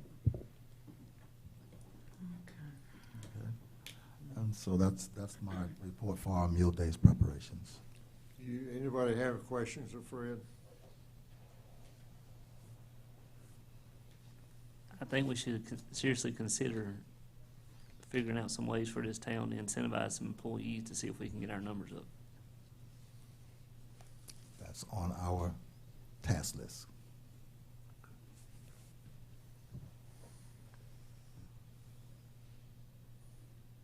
Any other points, comments? If that incentivization means firemen, I'm not for that in any way, shape. What'd you say? I didn't say penalty. saying- I said incentivization. I'm saying, I'm just stating the issue. I don't think we'll get to that point, Commissioner. We'll be looking for more positive incentives. Now, only the hospitals are doing that. I don't think Terminated by the end of we're November. short-staffed as it is. We don't need to go there. We'll incentivize in a way that is much more positive than that, I'm sure. I do want to say, I'm all for incentivizing people to get vaccinations, and we can use the ARPA money for that. However, those of us that have already gotten vaccinated cannot use ARPA money for that. So, for myself, for instance, I've been vaccinated, so we cannot use ARPA money to incentivize me. You would have to use local funds to do that. So just keep that in mind when we start these conversations. ARPA still has not given us full guidance on what to spend the money on. They have said, we have until 2024, don't rush it. They've also said, don't make the incentivization, coercive. So the school of government has said, don't make it over $100. I don't know that that's gonna make somebody get a vaccination. I've seen other towns, on the listserv have done $500 and $600. I'm not sure how they're gonna fight the fact that that is a coercive amount of money. Indeed. And then without having full guidance, I'm hesitant to even start talking about spending the ARPA money. Let it sit for a minute. We've got time. And then you gotta think about those of us that have been vaccinated. You know, are you willing to use local funds on that? Because you know, water and sewer, however they have bounced back in the last fiscal year, if you're talking about incentivizing those employees, you don't have a lot of local funds in that era. You know, you've got it in your general fund, you've got it in electric. You gotta keep those things in mind, and these are conversations that we're having. And I'm probably the one who's kind of pushing a stop on the ARPA money, because I want to have full-fledged guidance before I say, okay, I'm willing to put my neck out and spend this money. Yeah, there's a certain amount of reporting that's going to need to be done. And as soon as we get the guidance as to how that would happen, then I'm sure that Kim would feel a little bit better about the financial parts of it all. I don't know how they're doing it, but I know a lot of other communities are pushing a lot of money. Yeah. Yes, and they're using the ARPA money. And that really. It's scary. You That's guys scary. pay me to be your finance officer, and I'm bonded. I'm gonna do everything I can to spend that money properly. That's what I'm paid for. Yeah, So, good job. I'm telling y'all, as your finance officer, I think we need to be very careful how we tread that water for the next few months until we have full-fledged guidance. And as soon as we have it, I will send it to you guys. Okay. Because they will come and get it if you misspend Yes, it indeed. They will come and get it. in writing. Is that all, Fred? For the next one up, Mayor, the Building Reuse Grant Award. Build and reuse, you're next. All right. The town of Benson applied for and has received a $250,000 rural economic development grant from the Department of Commerce for a building reuse existing business grant. The grant will be used to assist Chicopee in building renovation costs that will result in the creation of 50 new jobs. Those will be full-time jobs. Just as an aside, if I remember correctly, those full-time jobs would be coming in at approximately $44,000 a year. The grant requires a $12,500 local contribution that the company will provide. And the grant package that we received that was attached to this letter you received there in your packet from the Department of Commerce has a grant agreement, an exhibit, which is a legally binding agreement, and also a deed of trust documentation that will need our signature probably within the next 20 days in order for it to be effective at the appropriate time frame. So the legally binding agreement is a performance-based loan by which the company provides the town with documentation for their costs. With this documentation, the town requests state reimbursement and writes the company check for the full amount of the state payment. That would be, and then the maximum loan amount of $250,000 with $5,000 per loan amount forgiven for each new job created and retained for at least 6 months. And so the town council is being asked to approve the execution of the grant agreement and appropriate exhibits, and subject to the mayor, myself, and the town attorney obtaining adequate security on the loan. And that's what we have here.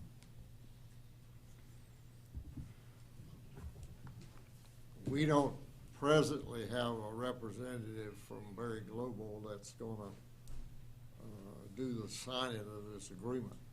And for it to be effective, it has to be done by the end of September. And today I made contact with somebody that I think will get us a contact that can get together. This actually don't cost us anything, but we do take responsibility if they don't get the number of people that they said, and they have 50 in the agreement. Mm-hmm. Then they might come after us. But I've been assured by Berry Global's accounting firm that they will pay the money, and they'll pay the $12,500 or whatever it is to get it. This is they're taking the warehouse and turning it into a production line. And the Department of Commerce gave them $250,000 towards that project. So I don't know how we get involved, but the Commerce Department got us involved. Yeah. So with that, then, Commissioner. So we would be on the hook if they did not hire the 50 people. If they hired 48, we'd be on the hook for the whole. No, not for the whole. No, it's not. It's not the whole amount. Well, how much is it? It's a percentage of what they did people-wise. Yeah. They've committed on the big contract with Berry Global that they'll have 62 new employees and $73 million investment plus the lease building that Mr. Parker will build for.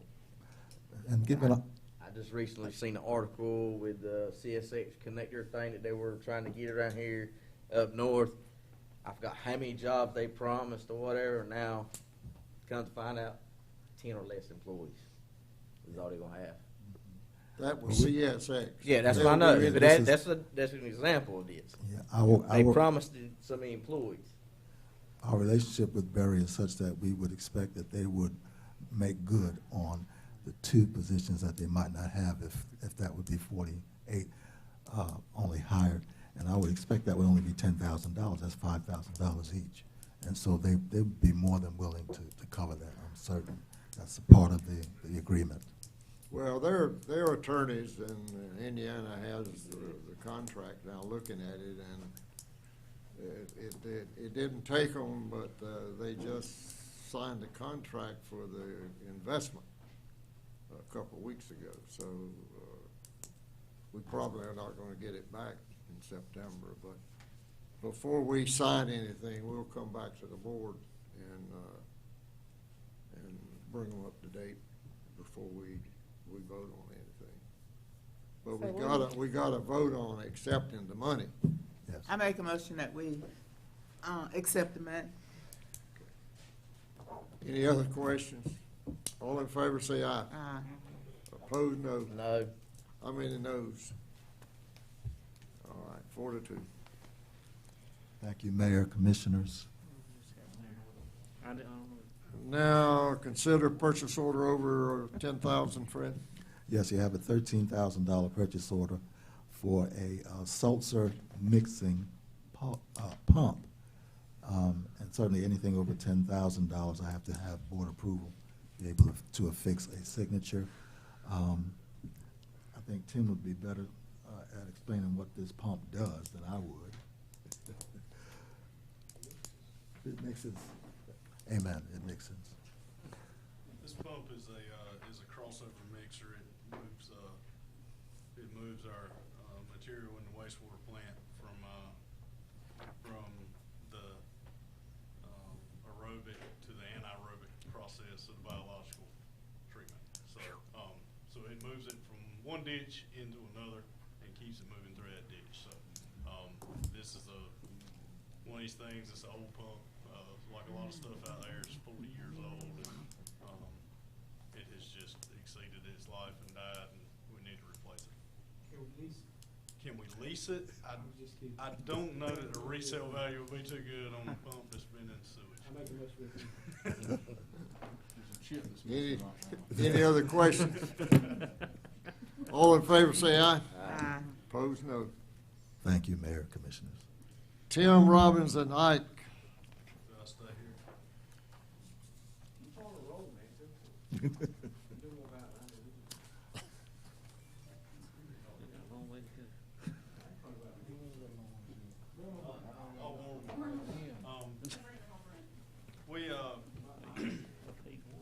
We found out a couple months ago that we have a water and sewer line that crosses I-40 near the 242 interchange. We didn't know that line existed. Did not know it existed. A sewer line. A water and sewer line, large enough to service a pretty large area. We did not know that it existed in our system. Mr. W. Blackman, who actually built that section of I-40, reached out to me. He was marketing that piece of land on the other side of the highway, just across from the I-40 lift station. He reached out to me and asked if we provide service, and I told him no, we didn't have pipes over there, and he said, actually you do. I put them there when I built the highway. So I met him out there. We took a look at there's a 6-inch water main and a 8-inch sewer main that crosses the highway. Did some research, went to some friends at DOT to dig in the cave, pull out the as-bills for that section of I-40. Sure enough, it was approved by DOT. It was built to standard. It was inspected. I reached out to the district engineer, asked him if it would be okay if that line were put into service. He said he didn't have any issue with it. It was built by Mr. Blackman because his staging area, his office trailer, whatever equipment staging he needed during the construction of that section of I-40 was on that parcel of land. So DOT allowed for him to build water and sewer infrastructure across the highway to service that property. It is all we've inspected. We've had a camera in the pipe. We've pressurized the water line. Everything's in good condition. The one thing that I asked of him was if we put that in service, would he have an issue with us extending across his property over to Federal Road so that we would have the opportunity to potentially serve that side of the interchange if need be in the future. And he said that he was willing to write it as a contingency in the sale. The buyer is willing to obviously offer an easement to us. In return, he would like a letter of tax credit, I guess. Am I explaining that right? We'll get Ike up here now, but basically, if we could give him a letter indicating the value that he could use for a tax deduction. Sure. Yeah, if you recall, I think the last time we did something like this was when Mr. Wood donated use for a period of 10 years, I think the time was, of the Tasty Freeze lot, and we gave him a letter. I think we give him a letter every year, actually. We reduced the value of that gift that the town has assigned the value to that. In that case, it's $10,000, and we give him a letter every year to give him tax benefits. So that's a similar situation here at Wilson Earl.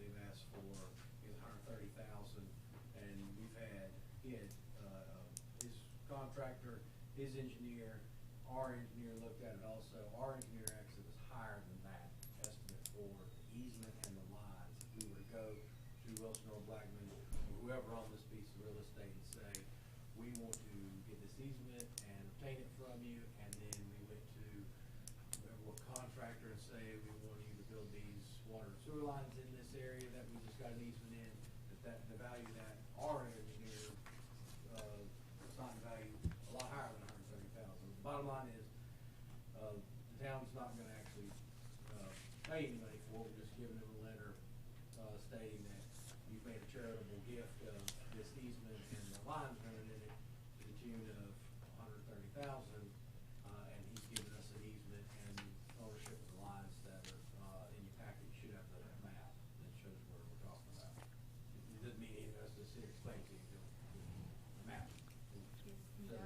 I got it right. That could be a shot in the arm for that area. And I mean, the Tim came to me with a ring. The thing is, this gets us to the side 40, and essentially for free. We are giving him a gift letter, but so it's a financial benefit to the giver, to the grantor, to Mr. Blackman in this, no doubt. But you will not have to go to Kim and ask her for a six-figure check to obtain something that now gets you on the other side of major interstate. And if the road comes out there, you need to service it, you're already there. How far is the water and sewer from there right now to connect? How far is the water and the sewer there to connect? 'Cause I don't think the sewer goes all the way down there, does it? I'm not sure I'm understanding your question. I'm All right, the water, as far as we serve, where does it stop at? How far of a distance to? Because basically what he did was put a stub underneath 40, correct? Yeah, we currently serve to this side of that interchange. Yeah. There's one caveat to that: as you travel back west on I-40, it does cross I-40 down there to serve the westbound rest area. So that section of I-40, that lift station, that water system, that sewer system, everything was built up there by DOT to accommodate that pair of rest areas. Gotcha. So, but currently we stop on 242. We go down Federal Extension Road down to the lift station, then it continues on kind of down the I-40 right away to the west to get those rest areas. But we don't currently serve anything beyond across, I guess you'd say on the north side of I-40, other than that one rest area. And you said he's wanting us to provide service to him? He, the buyer of the land, has a need for service, water and sewer. What I'm looking at is us not getting pinned on the I-40 right of way. Yeah. No, I think it's a good idea to go ahead and get it. It gets us over to a secondary road as opposed to any expansion of that existing piece of system being done on the interstate right of way. We can easily jump a couple hundred feet down the property line of this, what was Mr. Blackman's property has been sold now. It would get us over to a secondary road, I think would be just a more cost-effective way of expanding that system in that area. Any other questions? I'll entertain a motion. I make a motion to approve. Any other question? All in favor say aye. Aye. Opposed, no. Thank you. I think I got the rest of the evening. Okay, Tim, you're on for the next two. I am. I think we can make most of this pretty quick. Three. Item J, approval resolution for local water supply plan. This is, basically a formality that we've got to go through. We're required by the state every year to update our local water supply plan. Looking at our current, feeds of water, what volumes of water are available to us, and how we project that out, as far as anticipated growth goes into the future. What the state asks we do, once we do that, they've approved the plan. They'd like for us to bring that back to you guys and have you vote upon a resolution saying you've adopted that plan for this year going forward. So we do this every year. I don't know, part of the time I about halfway forget that we done it last year, but it is something we do annually as required by the state as part of this planning process. So we look good. We're not in the red, given our current usages and our current projections in regards to water supply. So I think we have attached that information in your packet if you care to look through all that data and try to decipher it. But again, just asking for your approval of resolution for the current local water supply plan. I make a motion that we approve it. All in favor say aye. Opposed, no. Ayes have it. Next. Item K, consider approval of renewing on-call engineering contracts for one more year. As you recall, last year we went out for RFQ for engineering firms to identify some firms to be available to us for many different disciplines of engineering. We selected 3 and we've utilized those groups over the past year. Been very pleased with the work that we've gotten out of all of them. I think this upcoming year will be even more critical. They'll serve an even more critical role for us than they even have this past year, even though they've certainly helped us a whole lot. What I've asked all 3 of those to do is to issue an addendum or an extension of that contract that was procured last year for on-call services. So what I've got is 3 extensions from the 3 different firms that we've been doing business with, asking your approval that we execute those and keep these 3 teams in our toolbox moving forward for another year. I'll entertain a motion. I'll make the motion. All in favor say aye. Aye. All opposed, no. Okay. Task order 1. We'll sort of wrap both of these things together if you don't mind. And just so you know, speaking of on-call engineers, this guy's a trooper. Mr. Glenn Fleming from Withers Ravenel's here with us tonight, and he has sat through 2.5 hours waiting to be available just if there were any questions. We've asked them to help us with our water distribution system. They've been great about helping us identify what our needs are, how we need to move forward, to position ourselves for future opportunities and grants and monies like that, and be sure we're planning for the future, not just patching holes today. So sort of to lump them together, task order 1 is for updating our asset management plan. Our most recent asset management plan, I'm sad to say, is dated 2014. So it's pretty old. If we were to apply for a grant to that today, it would not suffice. I believe most grant applications, your A&P has to be no more than 2 years old. So our A&P is getting pretty old. We've had a lot of aging and changes in our infrastructure in that amount of time. So asking to approve moving forward task order number 1 for developing a new asset management plan for us, updating the current scope anticipates a cost of $49,500 to do that work. I'll entertain a motion. And Glenn is available to answer questions if you like. He stayed here for 2.5 hours asking something. I'll entertain a motion. It's budgeted. We have monies available in our infrastructure budget for that. Especially since they're, you've got a surplus now because they're not gonna buy that utility line in the third. We didn't identify this specific item called out in the budget, but we always, tuck away a considerable amount of money for skilled services or professional services. And we believe that, some of the other monies coming along through ARP and state and things like that are also gonna be there to help support these costs. In that case, I make a motion that we approve. Any other questions? All in favor say aye. Aye. Opposed, no. This jumps to number 2, in the same line of work, considering our water distribution system. One of the things we have never done is hydraulic model our system. We've hydraulic modeled sections of the system to verify smaller projects, things like that. I would like to see us hydraulic model our entire system. I think it's gonna help us moving forward with identifying. It's certainly gonna put us steps ahead in the project identified as additional storage capacity in regards to a water tank. Where do you put a water tank? You're not gonna figure it out until you do hydraulic modeling. There's so much benefit to having this model. One of the things that comes to mind very quickly,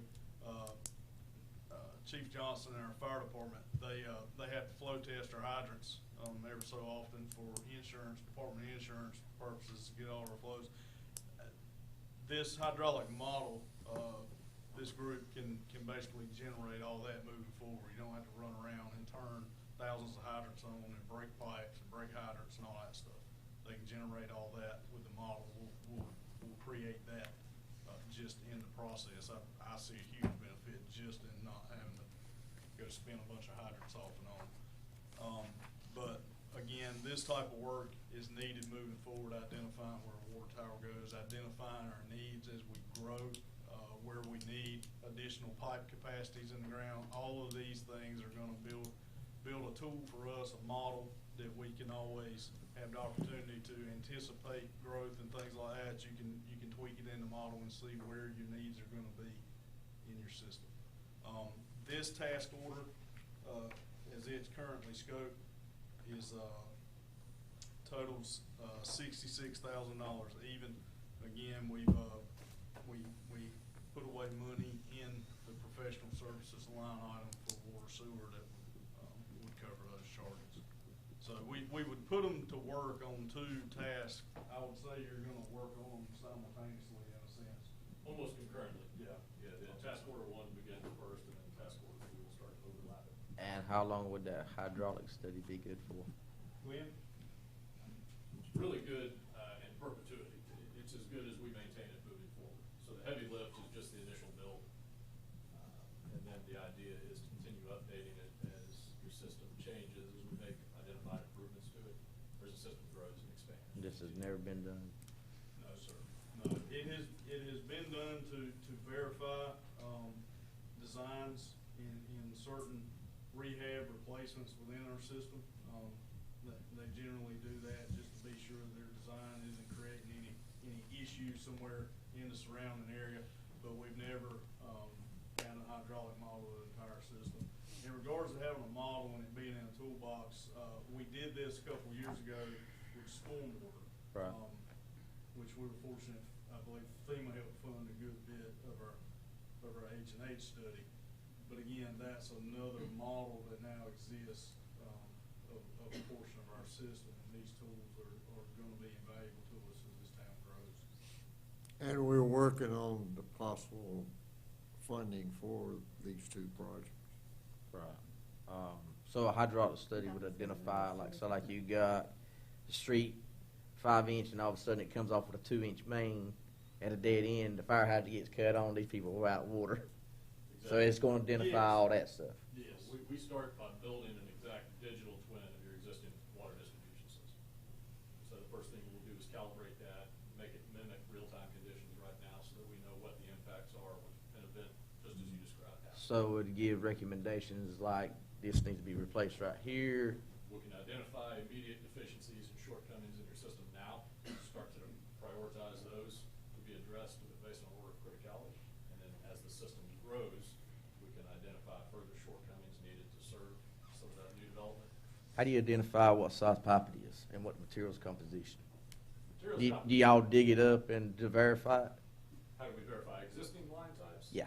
It's a combination of events. We use existing record drawings, existing GIS files, past studies, empirical knowledge of staff. One of the benefits that we've got in that is we've done a really good job, in my opinion. Ray Adams has been just an absolute trooper about it. He's been fanatical about record keeping. We've got a lot of data that's been collected in the past 5 or 6 years. So as we go dig up a leak, sometimes the map said it's cast iron, and we get there and dig it up, and it's AC or something like that. So we're constantly updating our records as we run that. So I think our asset management plan, I think our hydraulic model, I think all of this, even if it were all done in 2014, I think our finished product, just off of the experience and the dedication to maintain those records over the past few years, I think we'll have a better finished product even than we did then. And that's not knocking the group that did it then. It's just we've got better data to work with than they did in 2014. One of the really neat things about model, Glenn can explain this, but I've seen it several times, heard about it in other areas. One of the things you can find sort of real time, a problem you can find is like a broken valve. A valve is broken shut. We don't know it's shut. You just know it's broke. You don't know if it's broke open or broke shut. Stem just spins. The hydraulic model will find those things for you immediately. So where you may be having chlorine residual problems, you got some pressure problems and stuff like that. Sometimes this right here will point out, to a T, this valve's not working, it's closed shut, it's broke shut. So there's a little bit of information that's just neat and pop out of it right as they go along. That's good. Any other questions? I'll entertain a motion. I made a motion. All in favor say aye. Aye. Opposed, no. Thank you very much. Thank you. Miss Financial. Kimberly. All right. For the month of July, we should have been at 8%. For revenues, we're at 6.69. Expenses 11.19. This is pretty typical of us in the month of July. We haven't spent really a lot of money since May. So they're buying supplies and trying to get their inventory back up. And then, of course, we won't see revenues really start kicking in until November, December, when tax revenues start coming in real heavy. So if you have any questions, let me know.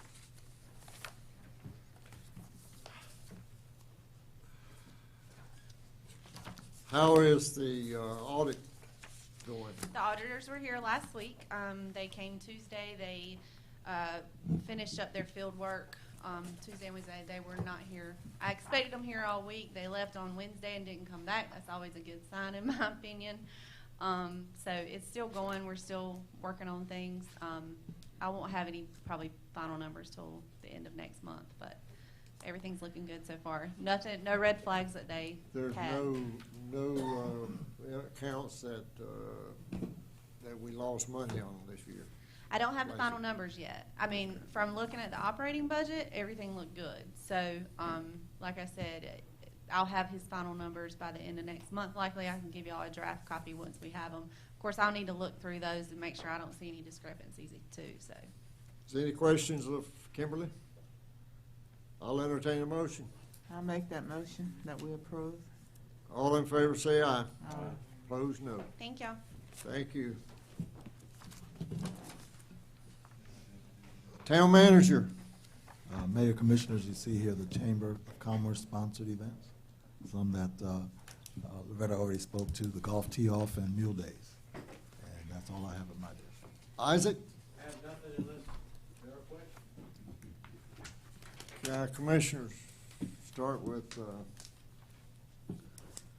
Thanks for all you do. That's all I got.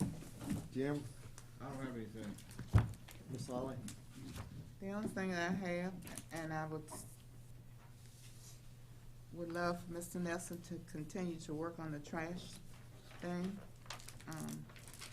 that is very dear to my heart, and I will not give up on it, because I think it can be handled. I think it needs some work done to it. I think it might need to go back to the drawing board for the first, but I know that it can be taken care of, and I expect it to be taken care of. We agree 100%. Cassandra? Just appreciate everybody working hard. Thank you very much. Max?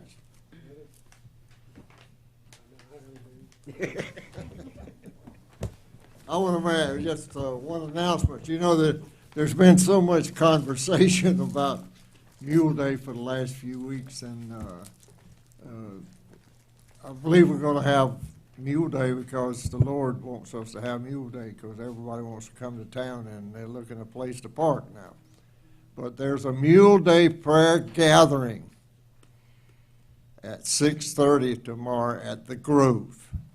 And I think it would do us all good to go out to that prayer gathering and pray with them and stay with them. You know, if you pray together, you stay together. So, anything else from anybody? And that's when, tomorrow? Tomorrow, What time? 6:30 Oh, okay. at the Grove. Isn't that right? Okay. Anything else? I'll entertain a motion to adjourn. I make a motion to adjourn. All in favor, say aye. Opposed, no. Thanks for everybody working tonight, because I had already set the clock for midnight.